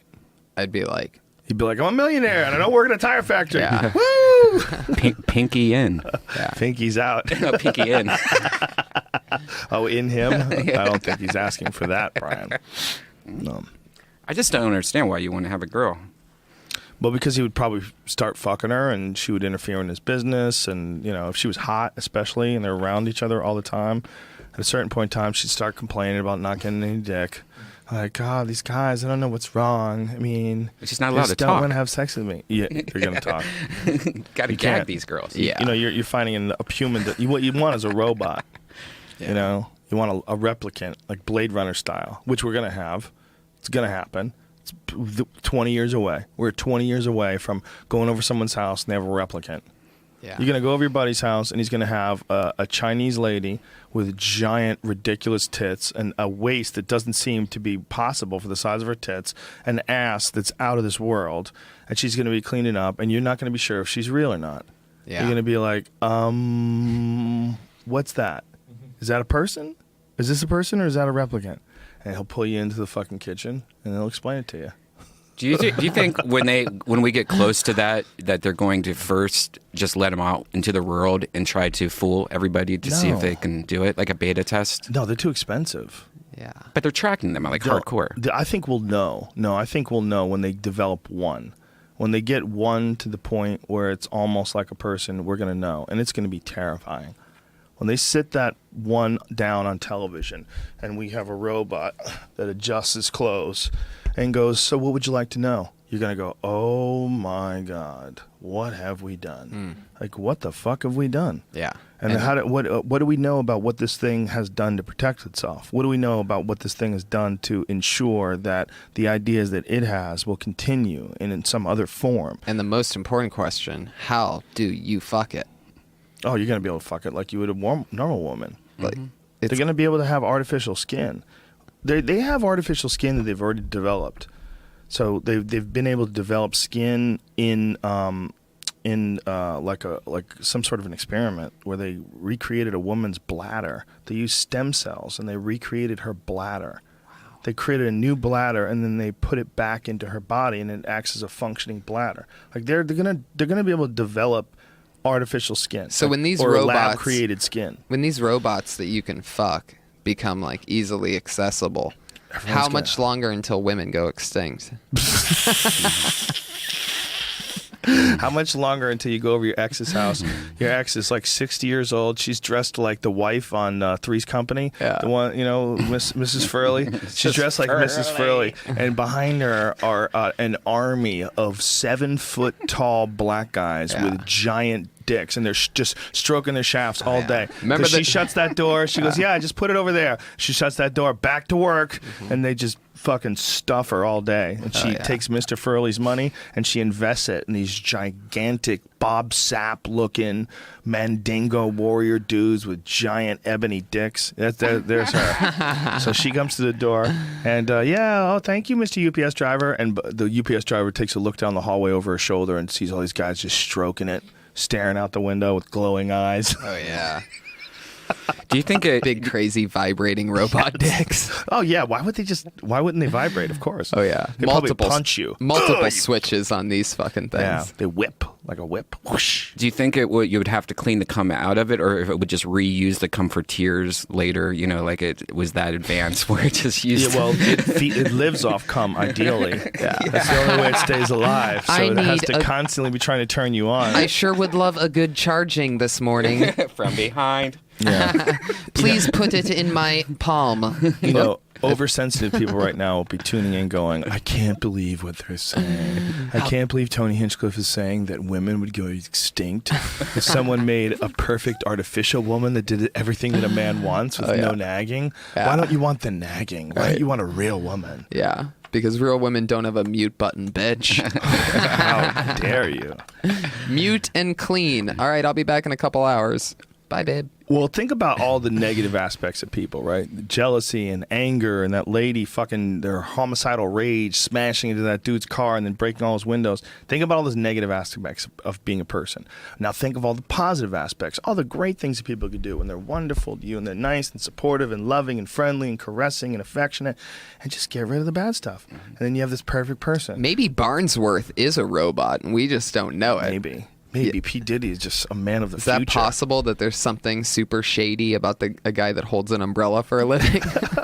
They've always existed, though. I mean, that's the butler in fucking Batman. He never wants to kick ass. He never's like, look, I'm tired of this bullshit, dude. You leave me, you get all this fucking press. You're out there kicking ass. Nobody even knows me. I'm down here inventing shit. No, he doesn't care. I wonder if there's always been that guy. Yeah. Right? There's always been the manservant role in those television shows. I wonder if anybody's ever gone to P. Diddy's house and accidentally left the door open and Barnsworth was like, were you born in a Barnsworth? Be a great line. Oh, you son of a bitch. I mean, if your name's Damn Barnsworth. you, Tony. Win in Rome. Butlers are a weird thing, right? A man standing there with a little white towel over his arm, with his hand like upright in a very correct and proper posture. Good day, sir. May I help you, sir? Like someone following you around getting you things. Barnsworth, please fix me a drink. Scotch, 2 cubes of ice, and turn the music up very low, and please close the door when you leave. Right away, sir. Come in and take care of you. Imagine. Getting a woman would have been better. Well, imagine also, like, switching of roles. What if, like, you were the really, really wealthy guy, and you had yourself a Barnsworth, and Barnsworth did a wonderful job, but Barnsworth had ambitions of his own, and Barnsworth left, and he left to start his own business, and that business was ultimately a gigantic success. Boy, it took off. But your business, well, the internet came along and gutted it, and record companies just weren't making any money anymore. Those record stores, they don't exist, and you owned a chain of them, and that's how you had Barnsworth, and they went under. But Barnsworth, he created Napster. Yeah. And Barnsworth started balling. Barnsworth was, he figured out how to make money off of YouTube ads. And Barnsworth, you know what he did, man? He started selling MP3s. Started putting that shit on iTunes. Now Barnsworth's worth hundreds of millions of dollars. And Barnsworth wants to hire you to be his butler. Now what do you do? That sounds like a great movie idea. Yeah. Like Face Off. Trading space. Trading faces. Trading faces. Yeah. Well, people who have butlers would hate to be a butler. Like, once you have a butler, you never want to go to being a butler. Yeah. That would be diabolical. Yeah, once you have some dude who stands there like a knight in front of a castle with his little white, perfect tuxedo-looking jacket on, the or tuxedo shirt. I would love that. The few times that I've gotten to fly first class, I mean, having somebody come up once in a while and be like, is there anything I can get for you? Anything at all. It's always just the greatest feeling. I can't imagine having a full-time Barnsworth. They would grow to hate you. They would taser you like David Spade's guy tasered him. But I totally think Remember that? that... David Spade had a Barnsworth. And he tasered him? Tacked him. What? Yeah, tacked him. Oh, Allegedly. my goodness. I wasn't there. Allegedly tasered him, fucked him up. Like, it was like a big case. It was in the news. I think the dude just got enough. David Spade had a butler, huh? Enough. He had an assistant, which is a milder version of a Barnsworth. Yeah. You know, some dude who follows you around, tells you when you're supposed to be somewhere. His name is Skippy. Skippy. Simon. Ooh. Ooh. Skippy. Do you guys remember Skippy from Family Ties? No. Do you remember Skippy from Family Ties? Yeah. He was on that show with Michael J. Fox and then went from that into stand-up. And he would be, like, on the road in, like, places we were, like, in the early days. But I What don't know does he what do happened. now? I don't know. That's hard. Like, Screech did that for a while, too, right? From Saved Yeah. by the Bell? I had to roast him one time. We did one of these roasts of the... no, it was the roast of Ron Jeremy. And I had to roast Screech. Oh, my God. It was so much fun. He's completely out of his element, but it was so much fun. Like, I told him... nowadays, when I watched episodes of Saved by the Bell, I think to myself, why couldn't there be a school shooting back then? Too soon. Yeah. Boom. Too soon. Too soon. I guess he stabbed someone at a nightclub in Minnesota. Did he stab someone, or was he involved in a stabbing? I had heard about it. He was at a bar. sure Some dude was fucking with his chick. He had pulled a out his knife. Oh, my God. I was actually talking to him like the day before that happened, and then like the day after that happened. Yeah. Really? Yeah, What's he like? he's nice. I like him a lot. Is he a good guy? Mm-hmm. You called him or he called you? Did you reach out to the No, Screech out? no, we just What? DM'd each other. Jamie's clearly had too much. I mean, Tony's clearly had too much weed today. Yeah. Reach out to the Screech out. Hey, That came out of your mouth. you know what's funny is last time I did a podcast with you, we talked about puns, and I defended puns, and I Yes. said people make only people that can't make puns like say that puns are hacky because everybody loves puns when they're good. And so I've been getting like smashed in my Twitter mentions in a great way. Like people send me like funny things that they thought of, and it's like my favorite thing. 'Cause now people are like, hey, this happened today, crazy pun, right? Like blah blah blah blah, and they send me the thing. That's funny. Yeah. No, you love those. Those to you were like little gifts that yeah. the universe gives you, and you know they're corny because as you're saying them, I see your smile starts to turn up as you're saying it. It's my favorite thing. Fucker. It's so like, because they're always in the moment. I always love stuff that's like that like just happened and only can last a second. Fleeting. Yeah, fleeting. So, this is the special that comes out this Friday. Is the one that you did at our world famous Ice House Comedy Club. Yeah. Our favorite spot, or one of our favorite spots, So right next to. pumped. Oh, let's play the trailer. Is there a trailer? Yep. Play the trailer. Little something. Powerful Tony Hinchcliffe, entrepreneur. That's me. That's So, how it starts. This is how it starts. It's one complete shot. And Yep. this is what's really cool about it. You follow Tony from the outside where he's smoking in front of the headliner spot in the parking alley into the club and on stage, and it never misses a beat. One continuous take. No cuts. No editing. But there is a cut right there in the trailer, unfortunately, or else you'd see Joey Yeah. Diaz bringing me up, which is awesome. Why'd you throw your cigarette on the ground at the beginning of the video? Because you're a fucking slob. 'Cause I'm done. Because you're littering. It's done. I had a Barnsworth there to pick it up. You Don't did worry. not have a Barnsworth. Oh, yeah, you just totally. wanted to be the cool guy. Josh Martin. Josh Martin, aka Barnsworth. We gotta call him Barnsworth from now on. That's perfect. It's a Barnsworth. That's don't you fucking do his I list. have no idea why these guys call me Barnsworth now. I was with somebody the other day, and I was like, "Who was your favorite comic of the night?" And I had Josh on the show, And she goes, "Oh, Josh Martin was my favorite." I'm like, "Josh, really? You like Josh?" And goes, "Dude, he says rape with a W. That was hilarious." He's killing. He's absolutely murdering. I've been randomly, Monday nights are weird. I randomly once in a while just go to check in at like 10 p.m. whenever we're done with the podcast every time, and he's always on because he just got done with our podcast. So he has a thing where he always gets to go on right when we're done. So he goes downstairs, and that's always I always say hi to a few people, and then I'm in there. He's murdering right now. Josh, that like has that speech impediment with like his ahs. It's a nice guy. He followed Rogan on the Secret Show the other day, like 300 people. He had to go up right after Rogan. It was great. He did okay. Stayed alive. Yeah. He stayed alive. Yeah. That's really tough. And he's only been doing it how long now? 2.5 years. Yeah. I fell in love with him the first time that I saw him. I was hosting that night, and they were making like some little promo video for the Comedy Store, and it was the first time that I ever saw him on stage.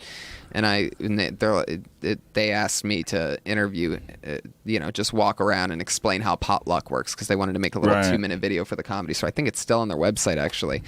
And I talked to him, and I met him that night, and I go, "What do you do for work?" He goes, "I'm a manager at a McDonald's, like an hour an hour outside of Los Angeles." I'm like, "You have such an interesting look, and you sound so funny that if you get good at this, you are going to be unfucking stoppable."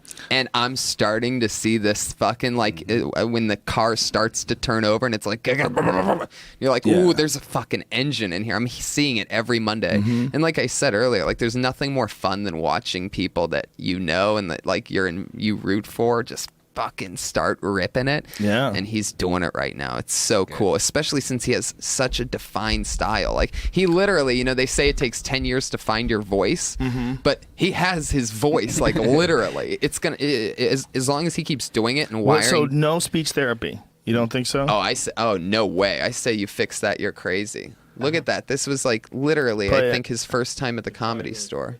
And What's he's that? bombing. So it's probably really quick. Oh, we don't want to watch him bomb. There's no reason. There's no reason to watch that. But this was like his first time up. And I go, "Dude, you got to fucking get in the game, bro." And sure enough, he did. Well, he works at the store now. Yeah, he's worked there and he's been the producer of Kill Tony. I mean, this guy fucking hustles, and he tries to do as many spots as possible. He's gotten, I've watched him grow on and off stage, because like he used to like start arguments with people and just talk shit. And it's one of the guys, like so many others, where you get to watch him grow as a human. For some people, doing stand-up comedy, all of a sudden you're in a social setting for the first time ever. Well, it can be a real bad scene, when you're struggling and you're young and you look like you have no future. Lived in his car for a while. Yeah. Paid dues. For a while, like over a year, he lived in his car. One time, Brian Moses, on the way to the ice house, he had to pee. I was in the car for that, and it was the most unbelievable thing ever. So Josh is driving in the car that he sleeps in. His house. We're going to the ice house for one of these Friday night shows. I'm sitting shotgun, and our good pal Brian Moses, host of Roast Battle, is sitting in the back seat. And we get off as soon as it's like we're almost there. We're like 5 minutes away. It's like a 25-minute drive, right? Right. All of a sudden, Moses is like, "Oh, fuck, man, I gotta pee bad. Like, real bad. Oh, fuck, I'm peeing." And me and Josh are both like, "What? What? Are you really?" He's like, "I can't stop it now. I'm peeing." And then we're like, He just pisses himself? Yeah, I'm like, Out of nowhere? What was he doing? I hope Moses doesn't mind me telling this story. It's way too funny to not tell. We Sorry, sit on Moses. the ice house. You're cool. You're cool. You can handle this. But what's unbelievable about the story is, who cares that he peed himself? What are the odds that a guy peed himself that never pees himself ever? What are the odds that he peed himself in the back seat of where this kid sleeps? Like, now he has to, no matter where he's staying, has to put his feet on that end of the back seat and his head on the other side. Right. And by the way, he just given a few minutes warning. We could have gotten off at any Who has to pee that? so quick? I almost forgot how great this story really is. It was on the ice house, right? Because they came right to the ice house, and then Brian just says, "I just had to go. It just came out of nowhere. I just had to go." Like, and you could tell, even he, as it was happening, like he's like, "Yeah, this never happens. I don't know what the fuck's going on." Well, it happens when people poop themselves, right? That almost makes more sense. Like sometimes people get diarrhea and you're like, oh God, like I remember just a couple weeks ago, I barely made it to the toilet. I had these insane pains in my lower stomach and I was going upstairs when I started to have them. I'm like, oh no, like this is like a real battle. So I was squeezing, Right. and I couldn't talk to anybody. I'm like, I can't talk, excuse me. And I had to push past my kids and get to the toilet. And I shut the door like, Daddy's got to go. Hold on, I'll be right out. And they're asking me questions and shit. And I sit down. I had to lock the door because they start working the knob. Like 5-year-olds don't give a fuck if you have to go to the bed. This doesn't register with them. They're like, Daddy, I have to talk to you about some stuff. I'm like, hold on. Yeah. And it just it rushed out of me like a horde of barbarians, just swinging broadswords and fucking pushing the enemy over the cliff. It was insane how it was coming out. I can't even imagine. You must have like real man shits. Like I could never compete. My little tiny deer droplets come But out. you're starting to eat meat now. Tony eats meat now. Tony has a different diet now. I've been eating meat for a few weeks, and I am pumped about it. I'm excited about it. I had a whole chicken breast yesterday. That's great. You went from being a vegan to being a carnivore. Yeah. And Steak what- sandwich for dinner last night, chicken breast for lunch. What was it? What pushed you over the top? It was a Besides the mocking of everyone around you right. constantly. It was mostly that I wanted to have friends again. My dad, I didn't get to go back to Youngstown where I'm from for a few years. I've just been, it's blah, blah, blah, blah. But anyway, I went into my dad's restaurant. He owns a great Italian restaurant where I'm from in Youngstown. And, give it a plug. well, No? I actually shouldn't. Probably because bad idea. Yeah, I've talked about other stuff Okay. about him Okay, let's on not. another podcast. Okay, Anyway, sure. Went to his restaurant. Applebee's. It's an independent, great Italian restaurant. But he looked at me so disappointed when he goes, "All right, what do you want me to make for you? I'm going back. I'm gonna make something." And I go, "Whatever you want. I don't eat meat and I don't eat dairy." And the look he gave me, like it was like I could feel it was like Emperor Palpatine electricity that like out of nowhere, and you're just like, "Oh my God." 31 years this guy's been my dad, and I've never gotten a look of. Like, he stopped and looked at me confused and sort of, like, turned his head like a dog. Like, are you fucking kidding me? So was your dad like Sebastian? Totally. Yeah. My dad's like a complete perfect Aren't hybrid you of embarrassed? Sebastian and Dice. That's my dad. Complete hybrid of those two guys. Are you kidding me? So then and there you quit?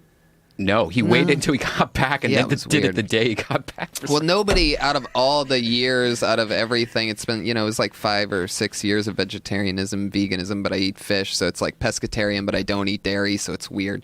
Anyway, nobody's busted my balls more about it than Brian Redband here and our very good friend Pete, because I hang out with them all the time. And so something happened, and I just sort of like after the few days of being back and being like, I wonder how good my dad's. I mean, the seafood pasta that he made for me was the most mind-bending seafood pasta I've ever had in my life. But there was something about the look that he gave me in which it's like, do you have any idea what you're missing out on, you fucking idiot? I'll make you this seafood pasta. Your shit." face looks fuller. Yeah. Yeah. His body looks fuller too. I thought. Yeah, it looks like you've stopped this growth stunt. Like you had maybe like a bend in a garden hose and you just opened it up and now you're starting to fill in. Have you seen his butt lately? Look at his little butt. He's got a new Whoa. butt. You got a little butt? You gotta show me your butt. I don't But have a butt. Come and show you're- me your little butt. You do seem. Are you really standing up to show your butt? Don't listen to him. I know. I was looking to see if I had a butt. Don't listen to him. I wasn't showing you. I was looking to see if I had How one. could you check? How could you be sure? It's I a have terrible look angle. at that. There's no way I you can be actually sure. think Yeah, he's no, right. you do. See that little poop? That Are little, you lifting no weights or poop. something? Oh yeah, every day. Really? Squats? No squats. I just have a couple dumbbells. I just work shoulders and press and curls. You should go to a trainer. Yeah, I should. You know, it'd be a funny show. You and Brian losing weight and gaining weight. Oh, yeah. Both of you together, in and out. You can call it in and out. What's creatine? Creatine. Yeah, everyone says I Creatine- should do that. Yeah, it'll help it helps muscles recover and it helps them grow and it helps them retain water. And some people, when you take too much of it, it gives you kind of like a puffy look because you retain like a little bit more water. Apparently, I don't want to talk out of school, but it's definitely been shown to be beneficial for gaining muscle. Yeah, and it's also something that they measure if you are overtrained. You can have I think it's called creatinine. I think it's a little bit of a different thing, but it's something that shows the damage of your muscles. So like if you're like grossly overtrained, you might have really high levels of this stuff. And then like I know of a guy. There's a guy I think was pulled out of a fight because of it. Like they tested him and he tested really high for this creatinine stuff. I want to say Tim Catalfo. It's hard for me to remember, but there's another organization outside the UFC a long time ago. How do I remember that? Yeah, I don't know how I remember that. But creatine works. It's legal too. It also, what's your like energy, like 5-hour energy before doing a workout? Is Those that are bad fine. for you? Because I'm so paranoid with because this thing like tracks your heartbeat at all times, and it's like. Well, the milligrams of caffeine, if you look at a 5-hour energy drink, I think it's only a little bit over 200 milligrams of caffeine. It's vitamin B12, which is healthy for you. You get some stimulation from that. There's a lot of vitamin B12, but vitamin B12 is water soluble.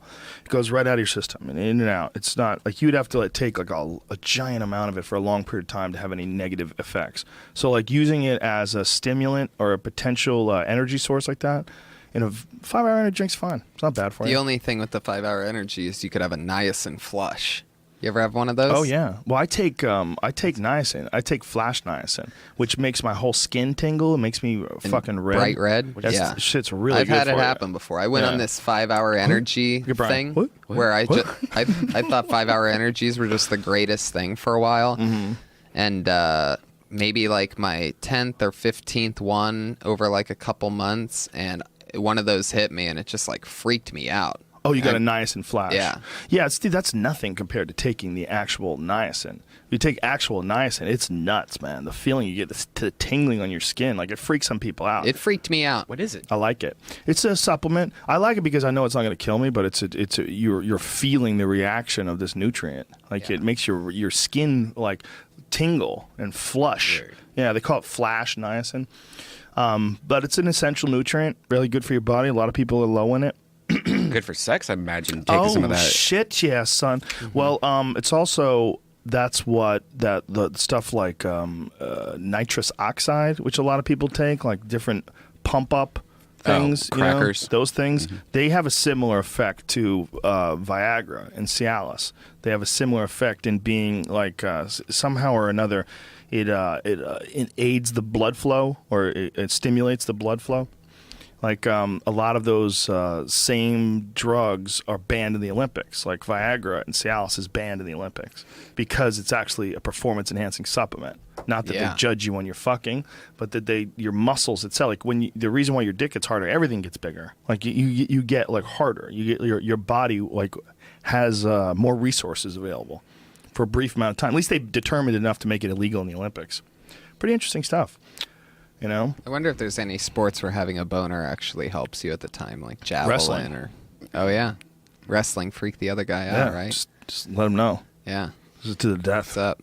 It's taking Cialis and Viagra sucks when you're working out though, because you can't control it when you're on like the treadmill and stuff. So you just have crazy boners and all these guys. Well, you got to tap homeboy down, tack him down. Oh, I know. You got to have some tight jammies. You put can't be under running flip around. cage. Yeah. You can't be wearing those boxer shorts that you wear with your fucking hog Right. slapping against the inside of your thigh. There's a guy. There's a Thinking guy about those dirty girls that you know. Like, There's a guy at the gym that's that muscle. There's a guy at the gym that has that muscle, like the crazy bodybuilder. Like, but it's so ridiculous. Like it looks like he pumps the gel in. I mean, to that point, he might. It's so uncomfortable when he's around. Though. They do that, man. Yeah. You know about that stuff? There's this stuff called synth oil that some crazy people shoot into their bodies to make it look like they have giant muscles. Mm-hmm. But they don't really have giant muscles. They have these oil-swollen limbs that don't look real. So it looks like they have fake boobs on their arms, fake boobs on their shoulders, fake boobs on their boobs.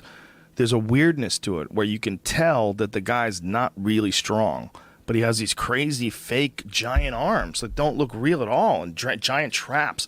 Like there's this one, like look at this guy. Ugh. Get out of here. Yeah. That's synthol. That's what the guy looks like at my gym. It's scary looking. Yeah. He looks like... Look at that guy. Yeah. If you cut that guy open, he would spill out like a bottle of olive oil. That's exactly what he looks like. It's Yeah. Craziness. That's so creepy that these guys make their entire lives around like the size of their bodies. Oh, do the top right one. Where What the, is this guy? Look at this shit. Popeye. This is insane. Even Popeye wasn't that ridiculous. This is insane. Oh my god, look at his arms, man. Look at his neck boob. Well, that's gotta- all I bet- that synthol, because like look at his abs and look at his chest. Like it doesn't even make any sense. He has a built-in neck pillow. That Yeah. must be like fun to fly with. What was that other one that you just showed? Is that the guy what he used to look like? Oh, Photoshop face. See that guy, that's a real bodybuilder body. That guy, that's just steroids and lifting weights. You can tell the difference when you see those synth bodies. There's a video of one. Find the video of the Brazilian dude. There's a Brazilian dude who's got a shirt off and he's dancing. And it's so weird, man. You're looking at his tits move and his shoulders move and his biceps move. And you're like, what the fuck is... Why? They get crazy. But it's just like anorexia, man. You don't know what you look like. Yeah. Your mind Shit's gets real. warped. Oh, yeah. Body dysmorphia is 100% real. Their mind gets warped and they just decide, I'm not skinny enough, and they just keep starving themselves so there's nothing left. That happens with people that get all kinds of crazy shit done to them. Did you see Amy? The documentary on Amy Winehouse? No, I didn't want to watch it. That's man. another one. Unbelievable. I was someone was sitting next to me. Maybe it was Ian. We were on the plane. Was it you? It was Jamie. We were watching it. And it's like I looked over a little bit of it. I'm like, I don't want to watch this kid like having a great time, having all this talent, and then turn into a junkie and fall apart and an alcoholic. It just makes me sad. Yeah.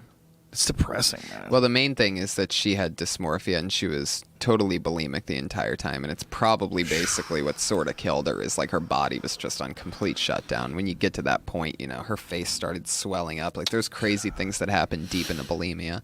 God damn. And, So towards the end, she had bulimia? Oh, she had it the whole time. And it was like a huge part of everything. She would always just throw up everything that she had. But an amazing documentary. Oh my God. Really? It starts with this. There's like so much old video footage of her, and it starts with her hanging out with her friends, and they're singing "Happy Birthday" to one of their friends. There's like 5 girls all hanging out, and they're just like little girls, like I don't know, 10, 11, or 12. And they're all singing "Happy Birthday," and then she keeps going on this solo, and you're like, oh my gosh, already like totally a star. She has that Amy Winehouse fucking voice that just kills. And no, I love it also, the documentary, because she was amazing. Yeah. She just had pipes, and she has that cool, like, old bluesy fucking big band feel that just gets me pumped up. I've been listening to a lot of it. Yeah, I listen to her a lot. I've always been a big fan of hers. But she has this... There's like an authenticity to the sound of her voice, right? Yeah, totally standalone. Almost there with like an Ella Fitzgerald type, or like... Have you ever heard of Ray Montague? LaMontague? Is that how you say his think name? so. man? I can't Dude. remember what he's done. There's but- this fucking guy, Rose, at the Comedy Store. She, out of nowhere, she goes, we were leaving, everybody's leaving, and she pulls into the parking lot, and she's like, you got to hear this fucking song. She goes, you got to hear this guy. I go, who? And she goes, this guy, I mean, it's out of nowhere. She's like, this guy, Ray Montague, and he's got this song, no, not Trouble. It's not Trouble. He's got this song, Jolene. See if you could find Jolene. So she plays this song. Yeah, there it is, Jolene. That's like his most famous one. Wait till you hear this motherfucker's voice. Don't play it until you get everything in line, because I don't want it to like half play and then play again. Because this guy, his voice is so good, it deserves to be uninterrupted for the brief amount of it. Don't do a live version. Do the studio version. This is a studio. Is this a studio version? Yeah. Okay, cool. Also, I cut this off of YouTube, I'm pretty sure. Okay. Hear this real quick.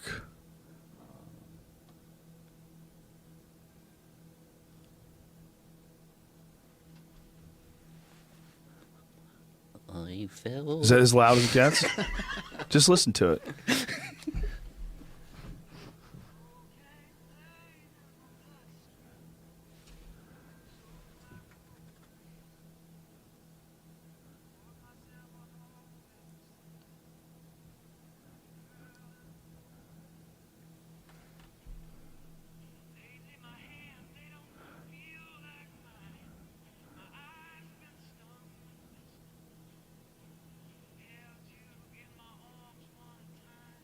It's amazing. I like it. He's a bad motherfucker. Listen to this. Listen to this.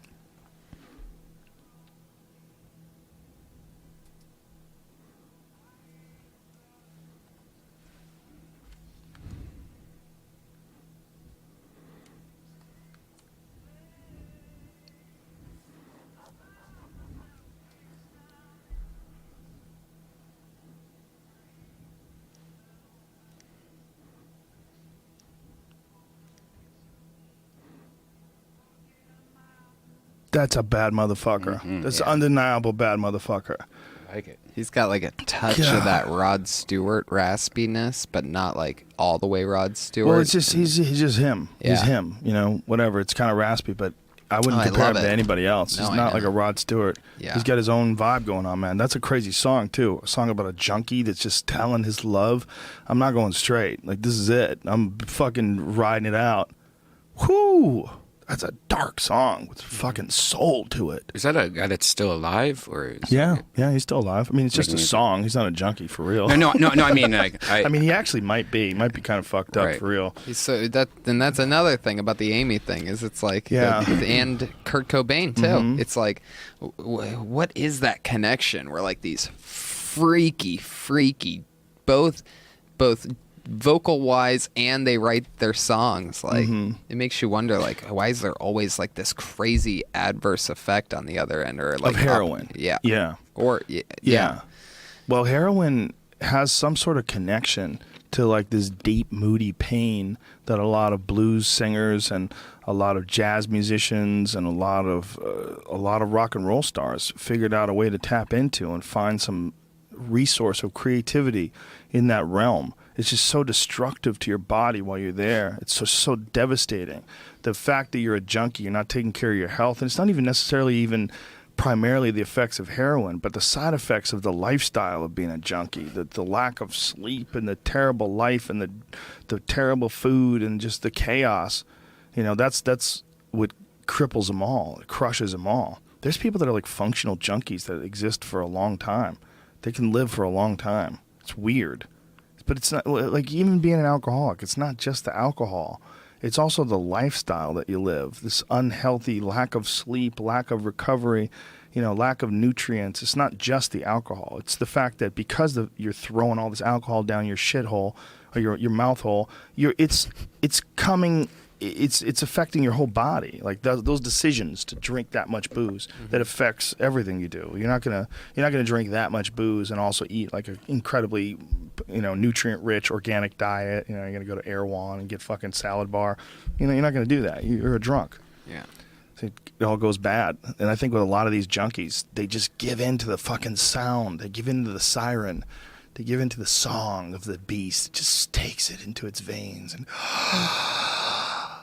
then you sing a song like that.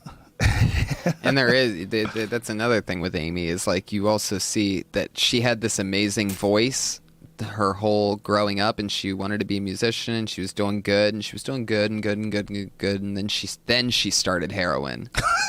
And then it's like immediately, even the documentary shows and it's like, all right, and she started doing heroin. All of a sudden it goes from these tiny little jazz clubs to like amphitheaters, to whole new songs, Rehab, the album Back to Black or Back in Black, which is just all hits, like out of this world. Right. And it, made me wonder, it's like, wow, I just wish there was like like some kind of, what's the word? Like fake system or prototype or something that you could try that would be like, what would I write if I was on heroin? I don't think you get to peak. Yeah. We should all You have try to it. open up the present. We should all get together and find like a professional. I'm like not doing any drugs with you. How about that? do some heroin, ride the white snake, whatever. Smoking pot with you is problematic 45% of the time. Why would anybody want to do heroin with you? That's ridiculous. True. Yeah. Do you understand? I always love that. You never come to any of those mushroom trips with us either. Like, it makes me think like you know something about yourself that you don't want us all to know. No, it's just when I'm on mushrooms and stuff, I like hanging out and not being a retard and not having like a bunch of people around me. Like I like just one other person, either a girlfriend or like a best friend. But I don't need 20 people getting in my, like 20 different things that could go wrong. Well, not only that, at least one of them is going to have a problem. Yeah.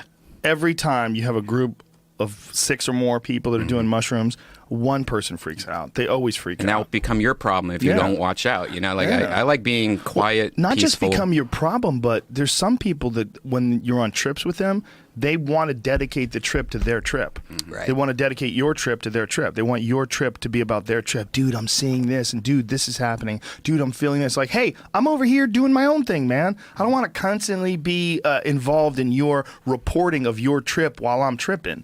Right. So, like, if you have too many people together, you can't. Like, you got to trip with someone who knows how to shut the fuck up. Right.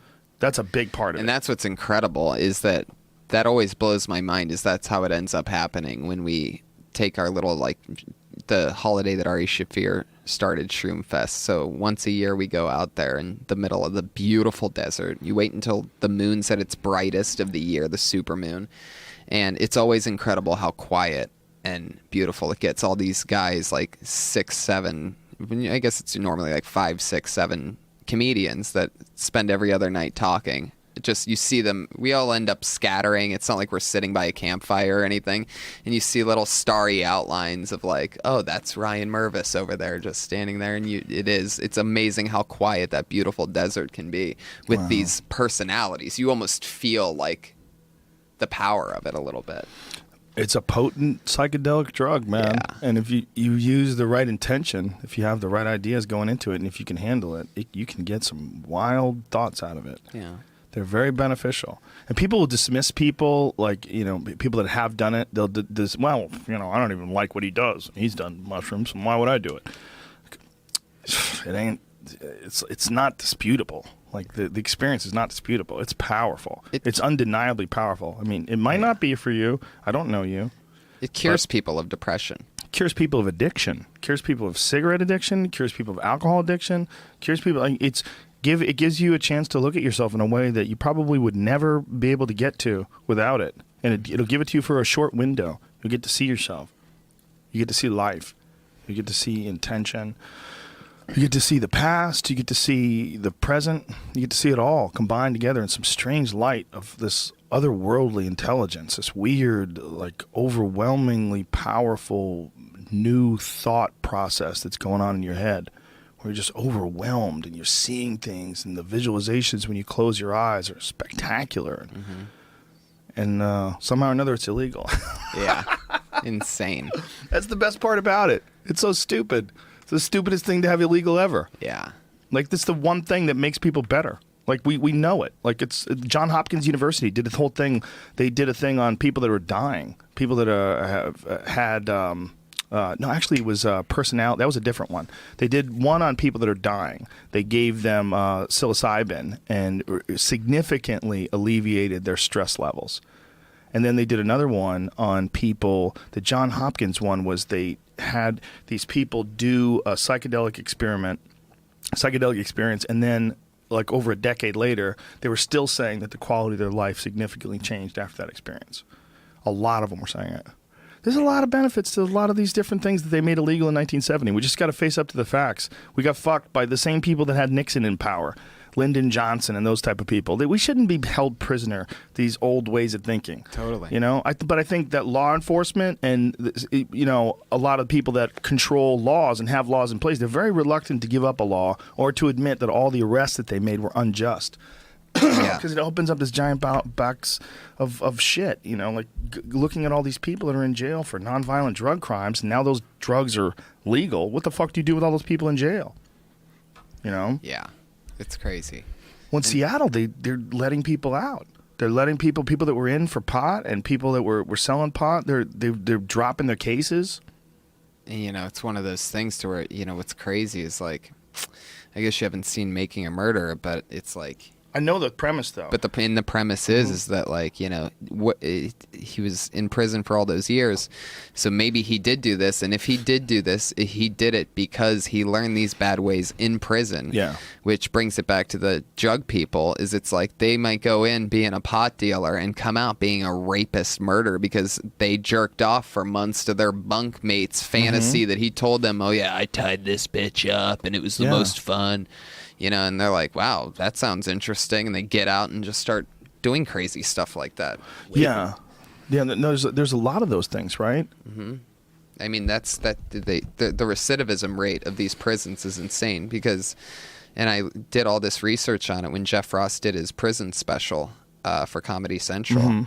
I learned all about this stuff. Jeff had a really powerful thing about that he did. Like, it was in an interview or what it was. I tweeted it. I forget what it was, but he was talking about like what he learned about the prison system and how hopeless it is for the people that get stuck inside of it. Yeah. And then you hear about things like that guy in Pennsylvania, that judge, that was sending these kids to juvenile detention, sending these kids up the river for like nothing because he was getting paid for it. Ugh. That he's in jail now, but he was selling children to prisoners, to private prisons. Essentially, that's what he was doing. There was a scam. He was being paid off to continue to supply them with prisoners. So he was taking these kids and just ruining their lives. Wow. Like ruined countless people's lives. Took people for minor offenses that should have never done time. They're just kids, and just locked them up. And fucked them over, and then kept them trapped. And imagine how terrified you'd be. You're a 15, 16-year-old kid, and you do some normal kid shit, and all of a sudden you get railroaded through this justice system, and this guy who's corrupt sends you to a detention to get you away from your parents, and all of a sudden you're locked up in some fucking juvenile center somewhere with a bunch of real, legit criminals. Oh, Man. Yeah, that's like insane. Yeah, well, It's so it doesn't mean crazy. that all judges are bad, right? Right? Right? Doesn't mean all judges would do that, but fuck. Gotta come up with a better system for dealing with people, because it's almost like if someone does something wrong, we just write them off. We just write them off and send them to this hole and lock them up in this cage where shit's just gonna get way worse. And if you don't want shit to get way worse, you have to follow by the rules, or you get stuffed into a concrete and metal box forever. Craziness. It's insane. But what do you do? What do you do with someone who is like a lifelong criminal and is broken mentally? Like, how do you fix that person? I think you put him in a stormtrooper type of setup and just make him a soldier and ship him around the country and program him to only be able to do certain things. Like if that makes RoboCop sense. program? Yeah. Like think you could do that? HoboCop. Like, just have like these homeless. You got to there just because you had HoboCop in your head, didn't you? You said RoboCop. HoboCop, you wouldn't set me up. I wouldn't set myself up for a HoboCop thing. Oh my god. But Well, what movie was that where they reprogrammed people's minds Universal and turned Soldier, right? Ah, that's With it. Van Thank Damme. you. Right, Wow, you Jean-Claude knew the Van Damme. answer to that He before was you on even it. Googling right now. I was trying to think of that's what it was. And the other guy, not just Van Damme, the Dolph other guy. Lundgren. Yes, thank you. Oh. Yeah, Universal Soldier was the shit. That was a good movie. Yeah, it turned him into. That's right. That's to exactly rewatch what it was. Look, that's totally possible. That's probably possible before they even figure out how to do the robot thing. Yeah. They probably figure out how to program people's minds. Oh yeah. You know, man, it's just a matter of time. I mean, yeah. It seems like Jean-Claude Van Damme. Wow. Dolph Lundgren. Dun dun dun dun dun. We got lasers on. It must be serious. Yeah, that was so hilarious. Debo. What's that? Tiny Lister, too. Oh yeah, Tiny Lester in the background. That's hilarious. Those movies were fun. I roasted Tiny Lister at that same roast with that Screech was at.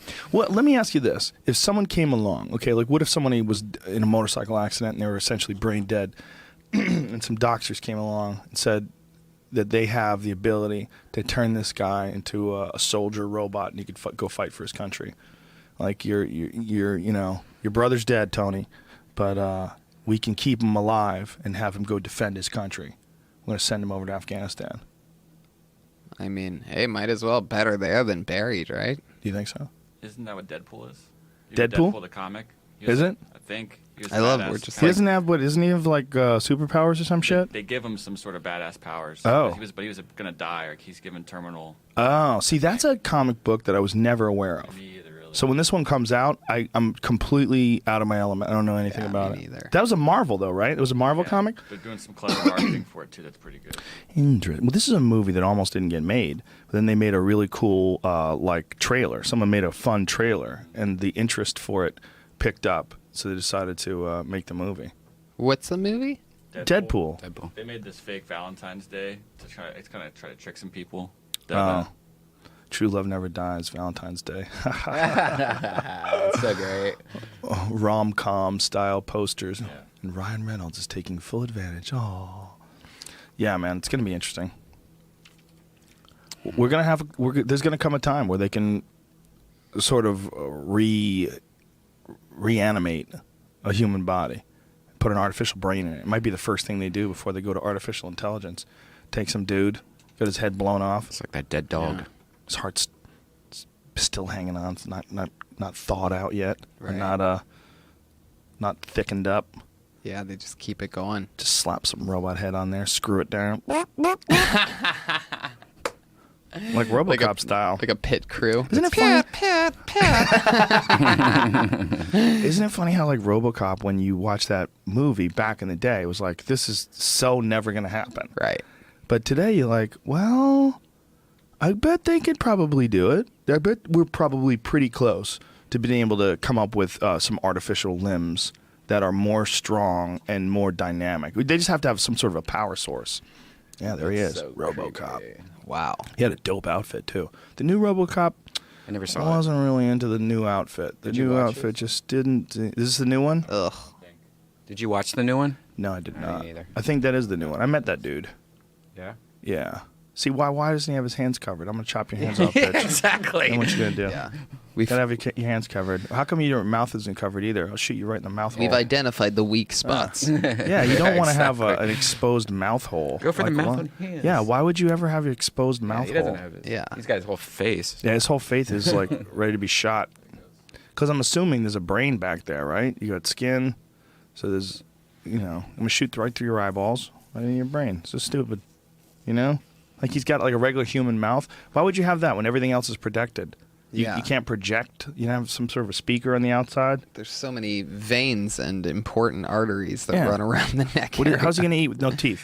He's gonna get shot in the face with a cannon. Yeah. Is the new one in Detroit too? Do you know? 'Cause No that one- seems like the best place to put it. No one. Today it is, yeah, right? No one seems to have seen this movie. It must have been a robo flop. Yeah. What? He got you. He outpunned you. I went to it. He I- went to it. He had it. He delivered it. You were stunned, and now you're defensive. I know, it's not true. I actually went and saw the movie, and I ate a lot of popcorn during it. I was a robo slop. Oh, so. come on, robo stop. That's not. He double got you. We're cleaning house in here. Somebody grab us a robo mop. Oh. Why it's like your guys' expectations are too high, right? Once you hear robo, Listen, you know it's coming. this is a pun battle, like roast battle. Red Band just 1-2'd you. I love he just it. 1-2'd He you. pun-2'd me. He did. Oh. Why do you keep making that noise? That's a good That's one. what you do with puns. Oh, That's what I do with no. puns. That's what I do. I go, oh. How would you like me to react? I'll do whatever you like. I don't know. Like, I love that. Oh, that's the pun laugh from now on. Could you imagine if someone cracks a pun on stage and the whole crowd goes that would be awesome. Dude, you're fucking manifested. You better be careful what you wish for. Oh my God, I love it. Careful what you wish for, young Tony. Young Tony's going to be with me Friday night in Atlanta. Yeah, I'm gonna be with you when my special comes out. And then Saturday night in Tampa, you will already be a star by the time you get on stage. It'll already have launched and people will know. And you'll be doing all new material. Yeah. That's the beautiful thing. Like Yeah. this, you did this a few months back. Like how many months ago? did you do- March Yeah. 2015. Okay. So it's almost a year. Yeah. So, and in that time, you've got a whole new hour. I have a new 35 somewhere in there. It's ever changing, Sometimes I've been realizing lately. I don't know. Yeah. It's wibbly wobbly. So you bounce some of it out and push some of it but forward. I started going all new as soon as I taped it. A lot Yeah. of guys, I guess, like start when it comes out. Yeah. Yeah. But like I was ready to move on anyway. Well, you knew also that you were going to try to get this on, and you get ahead of the game. Right. Going out of the bat new. Yeah. And, I just did the fighter and the kid, and it actually came up that like they're like, are you doing all new stuff now? And I talked about how, working with you're one of the few guys in the whole game that also, what I mean, like generates you're one of the few comedians that has like a new hour a year, or You have to. and You so have like to. working with you, even though you've never said to me personally like you need to write more material, like it naturally I think rubs off that you gotta just keep going and plowing. Like if you can do it with an hour and a half or 2 hours after my half hour, then I should be doing it with my half hour. So It helps a little when you do longer sets. Longer sets on weekends helps. But anytime you can get in a half hour, if you can get in a half an hour set. That the real problem with LA is if you're going to do a spot in LA, you're probably going to get 15 minutes. Right. And when you get those 15-minute spots, most likely you'll have room for 1 or 2 new ideas. Mm-hmm. And you'll have, I always try to balance it out if I'm doing new stuff, unless I did stand up on the spot last night, which is obviously all ad-libbed. Mm-hmm. And that was really fun. But when you do new stuff, you got to kind of like, it's hard to decide like when to start the new stuff. Do you open with the new stuff, or do you open with something established, get the ball rolling, and then introduce the new stuff? You don't have a lot of time to fuck around in like a 15-minute set. Yeah, and I also, I like to bounce in and out once in a while of crowd work, and improvising stuff on stage, and so that's also like mixed into things, and that's also part of the reason why I shot this in one shot. Because I just went with my gut, and I'm like, if things go off the track, that's normally when I shine. Is like you see, like sometimes when we do our shows at those big theaters, like I'll do a thing where I'll roast people, a group of people, if they come in late, and I warn the crowd in the beginning, like if somebody comes in late, I'm going to light them up, our little secret, okay? Right. And the place just loves it.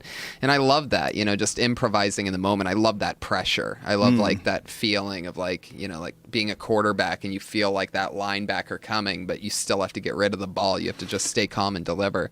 And I think part of the reason why I did it all in one shot is because I knew that if something, which it didn't at all, and I didn't end up doing any crowd work, and I sort of was half planning, like I was towing the line right before I went on, like,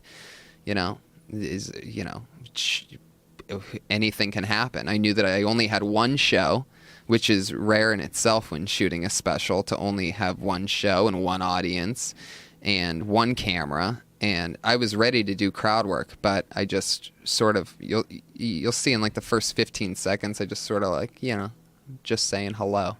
And then I go right into material. And I saw it. You get into it. You get into it like a regular show. Right. Yeah, I ended up just doing material, and it sort of stayed on track. There was a part where, like 35, 40 minutes in or something, my throat goes completely dry, which like never happens. But like I was like sort of like choked up a little bit, and I take a sip of my water that's sitting there, and I go, most comedians take a sip of their drink when they're getting a huge applause break. This is a special.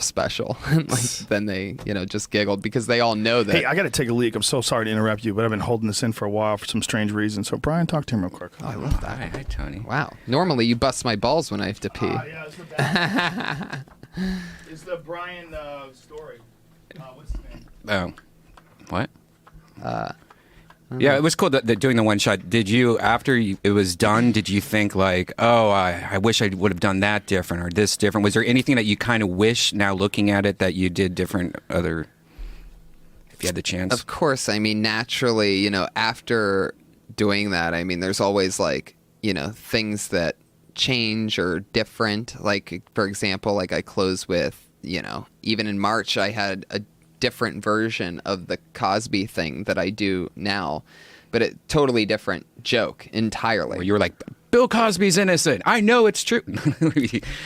Well, sort of. It was, because now my Cosby joke now has everything to do with how he admitted to giving girls Quaaludes in order to rape them. And the Cosby joke that's on one shot just covers the fact that, like, basically it's all these little white girls that hooked up with a rich black man for the first time, and they just felt dizzy because his dick was so good. That's right. So I just ruined the ending. Is that a real curl? And if you show the camera, No, you have like it. Yeah, I have curly hair. Well, this one, it looks like it's like a tightly curled curl. Like it happens sometimes. Did you have a bow? No, it's just how my curly Italian hair sometimes. Remember when I had long hair? Yeah, that's right. I used to have an afro. My apologies. All good. That was a close one. It was interfering with my ability to form conversation. I was like, woo. Yeah. Maybe it's Brian Moses' story. Eternally planted the seed. So just Made me let it think, go. huh? So just let it go. Yeah. Yeah, that's not a good idea. Imagine if we come in here and it just smells like piss every day. Ugh. Asparagus piss. Have you ever peed yourself? Oh, for sure. Yeah. Who hasn't? I mean, and then had to wear your pants for like a long pissed period in a of car time. once, in a like a Mountain Dew bottle or something like that, like whatever I had, like some sort of a soda bottle, and got piss all over my fucking Oh yeah, pants. it's really hard to do because you don't realize that you need to have enough extra air, like around it, or else it just sprays back at you. I've done that. To where, Gatorade like, bottle's good. Gatorade's Yes. good. Yeah, it's very girthy. Gatorade's. Yeah. But like other ones, you have to also use two hands because you want to hold your dick over the hole Right. and you want to hold the bottle, and you can't do that while you're driving. Yeah. So you're trying to like get your dick in between your two fingers and then use like your ring finger and your thumb to kind of hold the bottle while you're squeezing your dick through. And don't put your balls in it either. Just keep those out when you're doing it. There's no reason to put your balls in there. Well, Brian can How actually does your fit balls, his balls into a how does your bottle of balls Mountain get Dew. in a bottle of Mountain Dew? Unless you have a moonshine jug in your truck. Imagine if that's how you died. You hit a bump and the moonshine jar broke and cut a vital artery under your cock because Oh, you're trying to jeez. piss in it. The Mountain Dew is a dangerous bottle to pee in because it's green. So you may have forgotten that you peed in it. It's true. That would be- If you're just one of those fucking weirdos that picks up bottles on the floor of your Yeah. car and just starts drinking warm liquid, yeah, you could fuck up. Yeah. I used to know this guy who would take a Mountain Dew bottle, Mountain Dew or ginger ale, one of those green plastic bottles, and he would fill it up with booze, and he would drink it all day long. He was like a serious alcoholic that I worked with on this construction site when I was a kid. It was weird, man. He would just drink all day. It scared me. It scared me watching him because this guy who would just drink this stuff all day, and it was like only a day or two into the job that I realized that it was booze. Talking to people that it was, he would drink malt liquor. And just all day, just drink a fucking. And he lived in this house. The house had no electricity. Most of the windows were out. Like we were working on it. We were renovating this house, and he lived in it while we were renovating it. Wow. Yeah, it was real weird. And he was like a construction guy. He worked with the guy who owned the construction company that was renovating the house. And I'm pretty sure it's foggy to remember because I was a teenager. But I'm pretty sure the guy who was renovating the house also owned it and was like fixing it up. And so this guy was living in it at the time. When it was like gutted out, just raw wood and no insulation. Some windows are missing, and just some of the floor was missing. And this guy would just get wasted all day, just drink and shake. Hands would shake, and he was hammering nails and shit. And his hands are shaking, carrying things out. It's just he was just deep in the web of addiction. Yeah. Did you ever see anybody like that when you were young? Because you grew up in a rough neighborhood, right? I'm actually very close to somebody my oldest brother became slowly over time a big alcoholic, and he's been 3 months sober now, which is a miracle. Like, it's unbelievable. And because it seemed like he was never going to stop. And when he stopped drinking, he was shaking so uncontrollably that he couldn't even walk. Whoa. He would just fall down. And he's a strong guy. This is a guy who, like, I remember going to Venice Beach with him when I came and visited just to check this place out when I was 18 to visit our other brother. Me and my brother came out to visit our brother that lived here, and they played basketball on Venice Beach, and they were just bawling all over everybody. Like, he's an amazing athlete and this and that. And while he was doing that, he was drinking? Yeah, but when he was doing that, he was drinking at night. Not like during they were drinking during the day too. But it was so much booze that his body was just completely hooked on it. Totally. And every day? Every single day and night, because he was a professional bartender. And in Columbus, Ohio even has a big drinking culture, like huge drinking culture. Fuck yeah, it does. Huge. And he was like at the helm of it. He's like the head bartender at all the best places in Columbus over the past 20 years or whatever. And that even Columbus has a culture for it, but also I don't think a lot of people know that the restaurant industry has a real culture for it. Everybody that works in fine dining restaurants goes out and gets shit-faced every year, like 80-90% of the people. Because you're taking care of people all the time, you need to get fucked up. You need to go get treated. They walk in, shot beer, and then that's a big thing with restaurant workers, right? Huge. Chefs, waitresses, bartenders. Huge culture of it. And I'm sure Barnsworth has to get liquored up once in a while. You know what I mean? Barnsworth probably does estrogen. Yeah. Just locks the door and just takes estrogen shots. Just drinks it. But yeah, to watch my, physically powerful brother. Well, not watch, but I heard about it because he's in Columbus and I'm here. But That's dark. But luckily, he's doing really good. 3 months sober, which if you would have told me 3 months ago that he'd actually stop drinking, I would have said that's very hard to do. I wonder if mushrooms were legal and if they had real treatment centers, how many people would be cured of diseases like that? I want to say diseases, addictions like that. How many people would be cured of a lot of different things that they've been struggling with psychologically if they could use ibogaine here in America, which is like super effective in Mexico and a lot of other countries where it's legal, where they use it for treatment for addictive diseases. It's supposed to be incredible for kicking people off of pills and opiates. Literally reprograms your addictive tendencies in your system somehow. That's how I feel with Molly. Molly? Yeah, I think Molly really. Well, they said that too about PTSD for soldiers, that Molly's giant for that. The government paid for tests on psilocybin at like Carnegie or Harvard or Cornell or some stuff, and they kept finding that it cured chronic depression on people that like they had given up. Yeah. And just said it's for life. You're going to be depressed for life. And I can Reprograms your brain. totally see why. Yeah. It reprograms your brain. Man. It's like a shower for your brain. Like when everything's just too cluttered and dirty. It's the only real analogy that I think is effective for mushrooms. It's like a brain shower. I did this thing that I absolutely love that I found out about a couple years ago called neti pot. You know about that? Where you run warm water through your nasal passage, and it's the same thing. Like I think to myself every time I do it, like I can't believe people don't know about this because. Do you know the squeeze one? Yeah, that's what I have. That's the real one. That's what I have. Boy, you blast it up there. Oh my God, I blow out these crazy. Remember, I used to use that when I had my nose operation. When I had my nose chewed open, I had a really bad scar tissue inside my nose, and I had a deviated septum, and a lot of the scar tissue was like it comes calcified because if you've been hit in the nose a few times, if it bleeds inside your nose, it's like cauliflower ear, but inside your nose. So they cut away all this different tissue and opened up this passage, and then to clean it, I used to use a water pick. So I'd squirt the water pick up one nostril, and it would be pouring out the other nostril. And I would blow out these fucking titanic boogers. They looked like they were from another planet. They were giant, they're covered in blood, and they were like the size of a thumb. Like they would come out, and I would treasure them. I'd be like, I want everybody to see this. It was like your dick pic back in the day. I showed it to Tom Segura. I opened up the napkin for him to Tom Segura, and he went, like he started retching. We're in the airport. I'll never forget it. I go, dude, I just fucking blew the most insane booger out of my nose. I go, do you want to see it? He goes, okay. I open it up, and it's like rubber cement glue. So like as you pull the pages aside, the booger was so big that it just didn't seem like it could come out of a human. It didn't make any sense. And he's immediately. If you have to get that done, though, folks, if you find a good doctor, I know some people have had bad experiences with a doctor that didn't really know what they're doing. But that was a life changer for me. To get my nose cleaned up so I could breathe.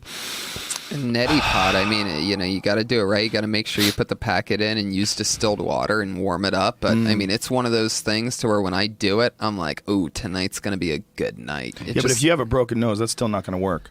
If someone then you need to get that operation if you have a deviated septums. You really can't like do yoga correctly without breathing in through your nose. It kept me from doing yoga a lot because they would always tell me you have to breathe out of your nose. I'm like, I don't have one. Doesn't exist.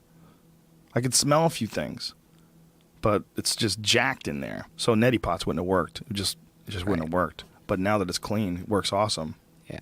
So salt water too, because you pour those little salt packets in the water and shake it up. Oh, it's my favorite fucking thing. Do you ever find yourself though? You bend over to tie your shoes like an hour later, and some water leaks out of your nose? A little bit. Where the fuck was that water hiding? In the corner. Do I have a hole in my head? Maybe. Storing water?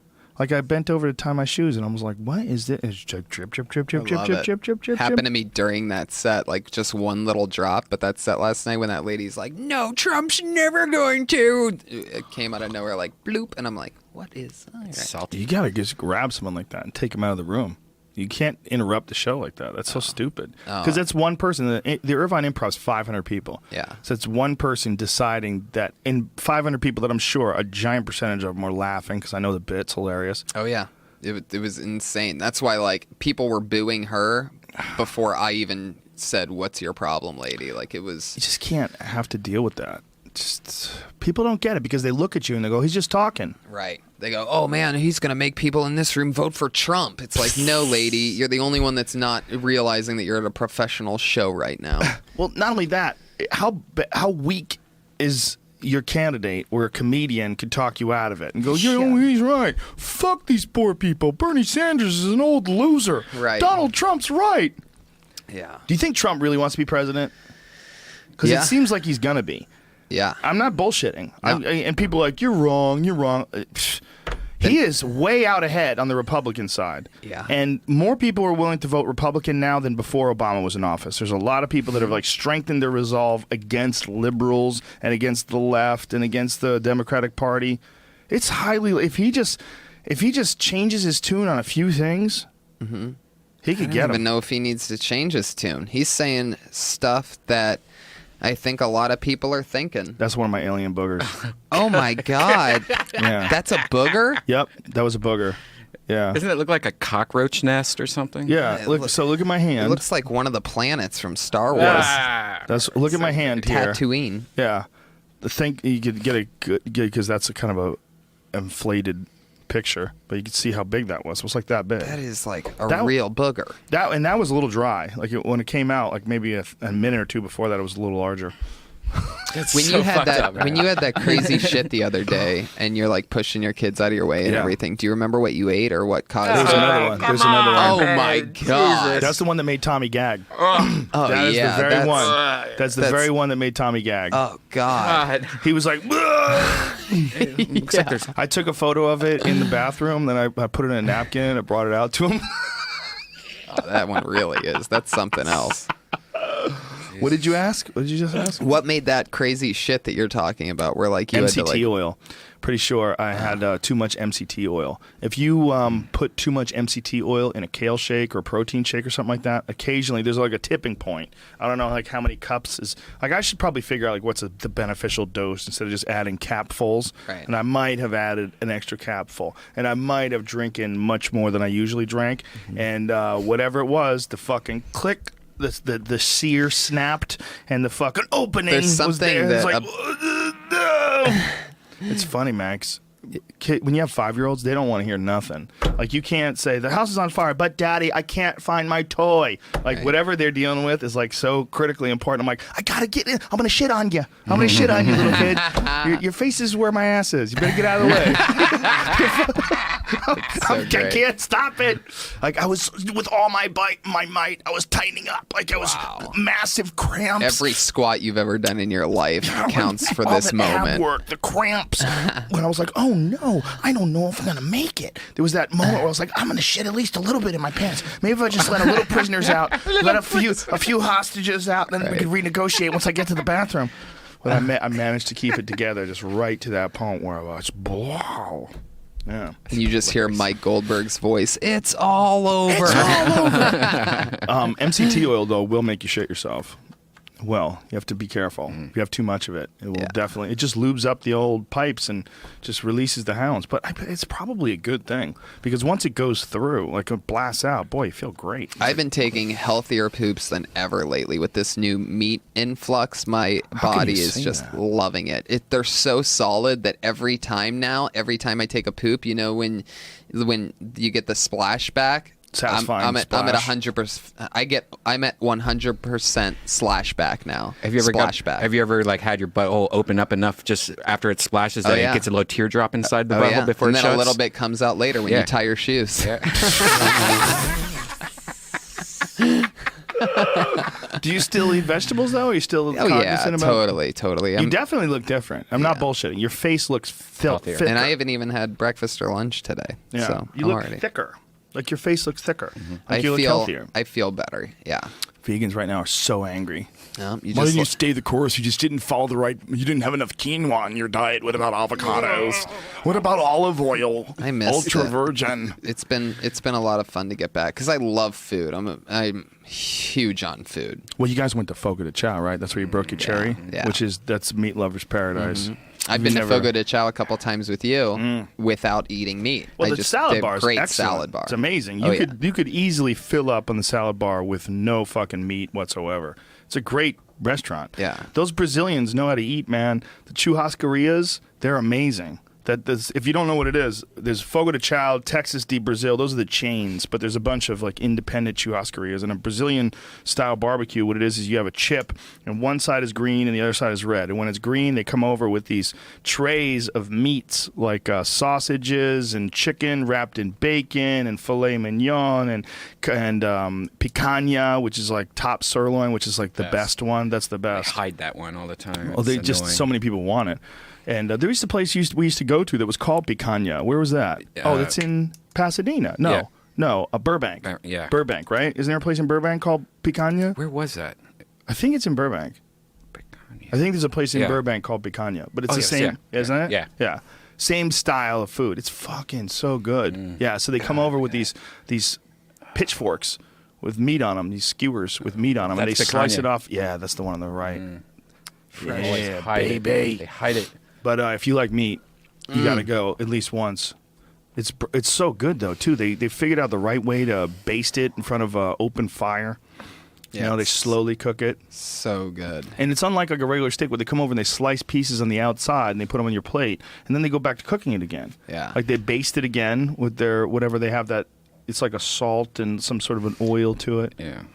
I haven't had bread in 13 days. Look at you, healthy bitch. Wow. Yeah, Well, you looked drove a me lot crazy different looking too. at that steak. Well, you came to the Comedy Store the other night. We were all saying that. Yeah, I could clearly see it. You were glowing the other day. I even went home and mentioned to my girlfriend, I'm like, Brian looked good today. And Did you say that while you were inside her? And she goes, what do you mean? And I go, he's been working out for like 24 hours and he already looks better. She goes, that's impossible. I go, no, I just think Brian was so unhealthy that literally if he doesn't poison himself for like a few hours, you start to like turn into Tom Hardy or something.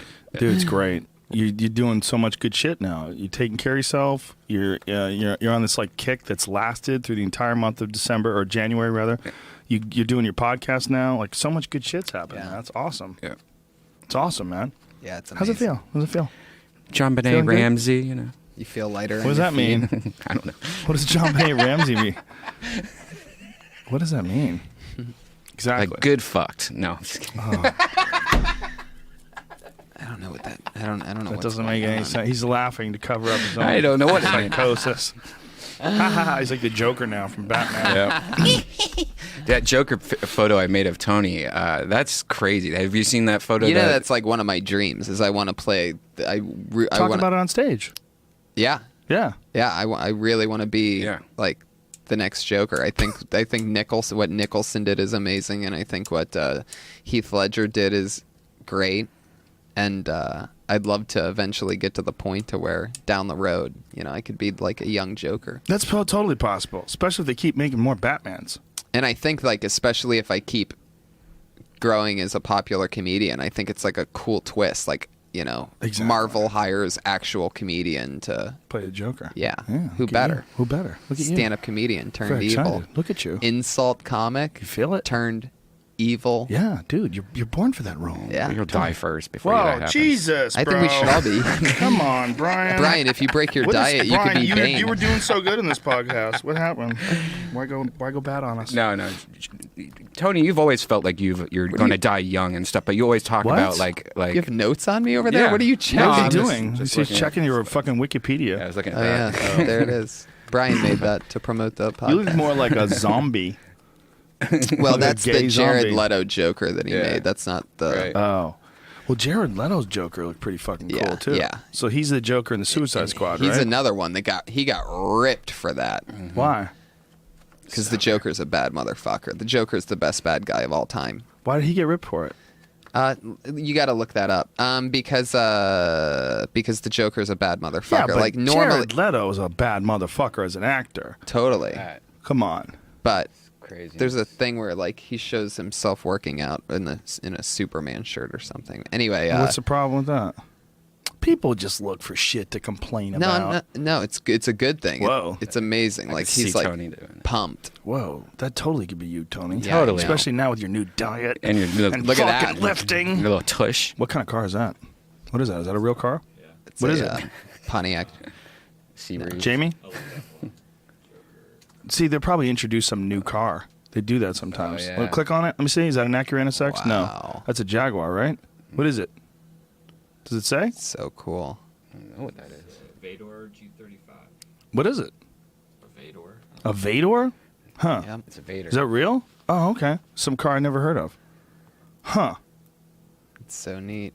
Tony Hinchcliffe, you're starting to make some money now. You're balling. You gonna get a new automobile, sexy Tony car. New Hinchcliffe? Vador. You gonna get a new vehicle? Maybe. Maybe. I could see Maybe. Tony in a Corvette. Oh God, I'd love a One of new those car. new ones. I'd Yeah. love a No new back car. seat. Sorry. Sorry, your friends can't come. I want one so bad, but I have to be smart. No, for you a little don't. Look bit. at you. Look at you. For a little bit. For at least until Friday, January 13th. I want to spend when your new everything. Netflix special comes out. Yeah. Is that what it is? The 13th? Is that what I said? 15th. 15th. 2 days away. How did I get it wrong both times by 3? I said 18th and 13th. 1/15/2016. Oh, yeah, right. By 2. I can't even count. And a lot of cool guest appearances in it. Like Joey Diaz brings me on stage, and Brian Redban, I high five because he goes in and goes up after me while check drop happens and stuff. Because it was a real show. Right. And Do you did you feel more comfortable because it was at the Ice House, place you performed countless times? oh yeah, no doubt about it. I Felt like envisioned it. home, right. 2 weeks out when I booked it with. By the way, super huge shout out for the Ice House, Sean Sullivan over there. 2 weeks out goes. 2 weeks before I shot this, he goes, "Hey, you want to headline the Ice House this Saturday 7:30?" I go, "Yes." And quick question: would you mind if I taped it with one camera in an attempt to shoot a special? And he goes, "Absolutely, that'd be awesome." I go, "Oh, okay, bye."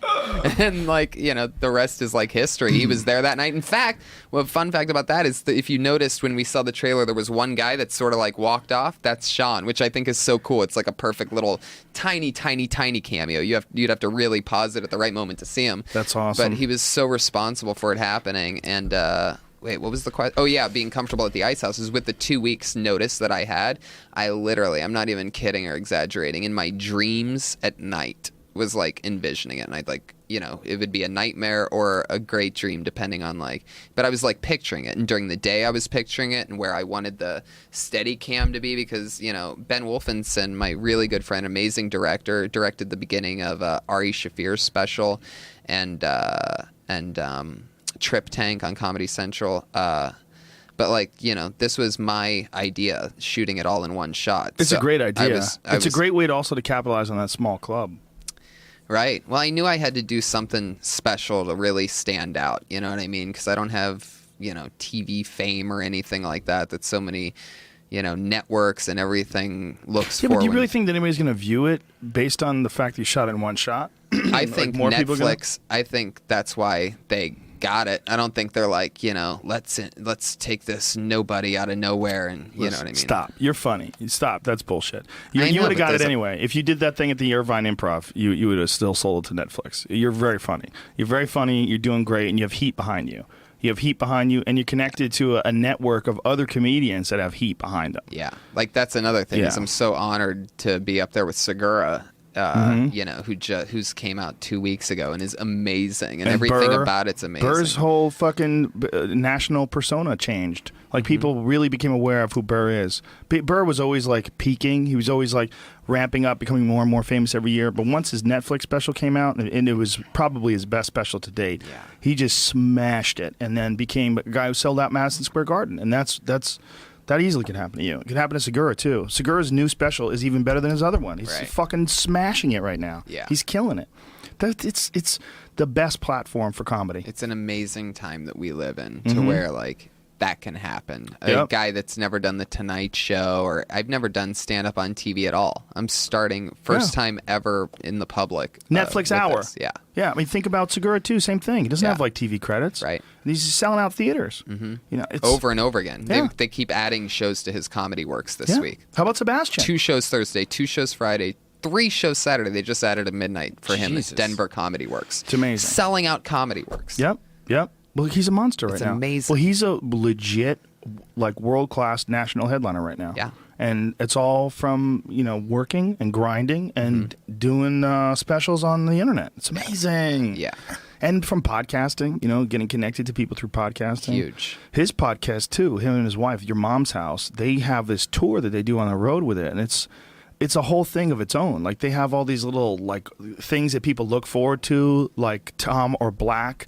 Like, they'll play Tom or Black. They'll play, like, they have little games that they play. When Brian and I do the road, like when we go to ones that we drive to, like if it's a San Diego or a Phoenix or a San Fran or a Sacramento, which is like the majority of the places that we do go, it's the only podcast that we listen to, and we fucking crack up. It's hilarious. You just laugh and laugh and laugh. It's the funniest podcast. It's the only podcast that I really listen to The ever. last one I did with Tom, the last podcast I did with Tom was one of the best ones we ever did. It was fucking hilarious. Like, the entire time we're just laughing and gagging and slapping the table for 3 hours. Just me and him, like, cracking each other up. He's such a great guy. He really is. And he's just the best. He gave me a call yesterday and gave me some cool advice and just is a great guy. And because, this Netflix thing is also like a different path. It's uncharted territory, and he's helping me out being like a cool big brother. That's awesome. To me, as this whole thing happens and unfolds. So Yeah. I couldn't be luckier. We're so lucky that something like Netflix exists, because if you do a special on anything else, like say if you do an HBO special, they air it whenever they air it. They might air it once, they might air it twice, they might air it a few other times, they might air it randomly at 3 o'clock in the morning on some special night. But with Netflix, it's always there. You just press start. You just press play. That's the secret. That's everything. And with their amazing algorithms, that people that would like it are going to get a shot at it. Everybody has a different screen when they turn theirs on based on what they watched and if they liked it and if they rated it. And even if you don't rate things, it still knows you. That their algorithm is like world class. It's really interesting. So the more that people would like you, the closer you're going to get to their front page. So yeah, I didn't know this. The ratings on Netflix movies, like if it says like 4 stars or whatever, that's not actually the rating of the movie. It's what they think you would say the rating is. What? So like there was one movie I watched the other day, and I was like, how is it half a star? That movie sucks so bad, but it has a half a star. And I was like, oh wait, if you look at somebody else's, it would be like 3 stars. And really? Yeah, I didn't know that. That's bizarre. Yeah, it's really bizarre. That doesn't seem kosher.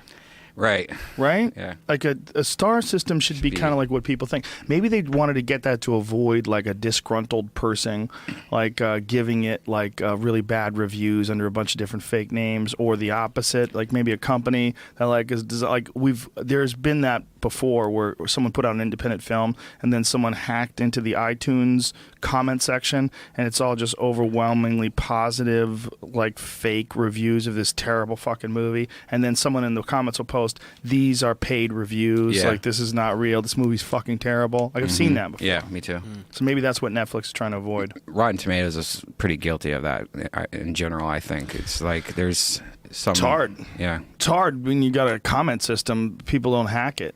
People like they've hacked iTunes ratings. They figured out how to get the higher ratings and pretend they have more downloads. So have like multiple different, like there's services that'll like download your shit just to like juice up your ratings and add comments. And like the algorithms that someone like iTunes has, they're like easy to manipulate because they're based on downloads, they're based on comments, and they're based on new people. So if you just have a bunch of new people sign up and then they leave a comment and they download it, it'll jump you up in the rankings. It's kind of interesting how but I guess you can only sign up for iTunes so many times, though, right? Yeah. So that's probably how they avoid it, right? Mm-hmm.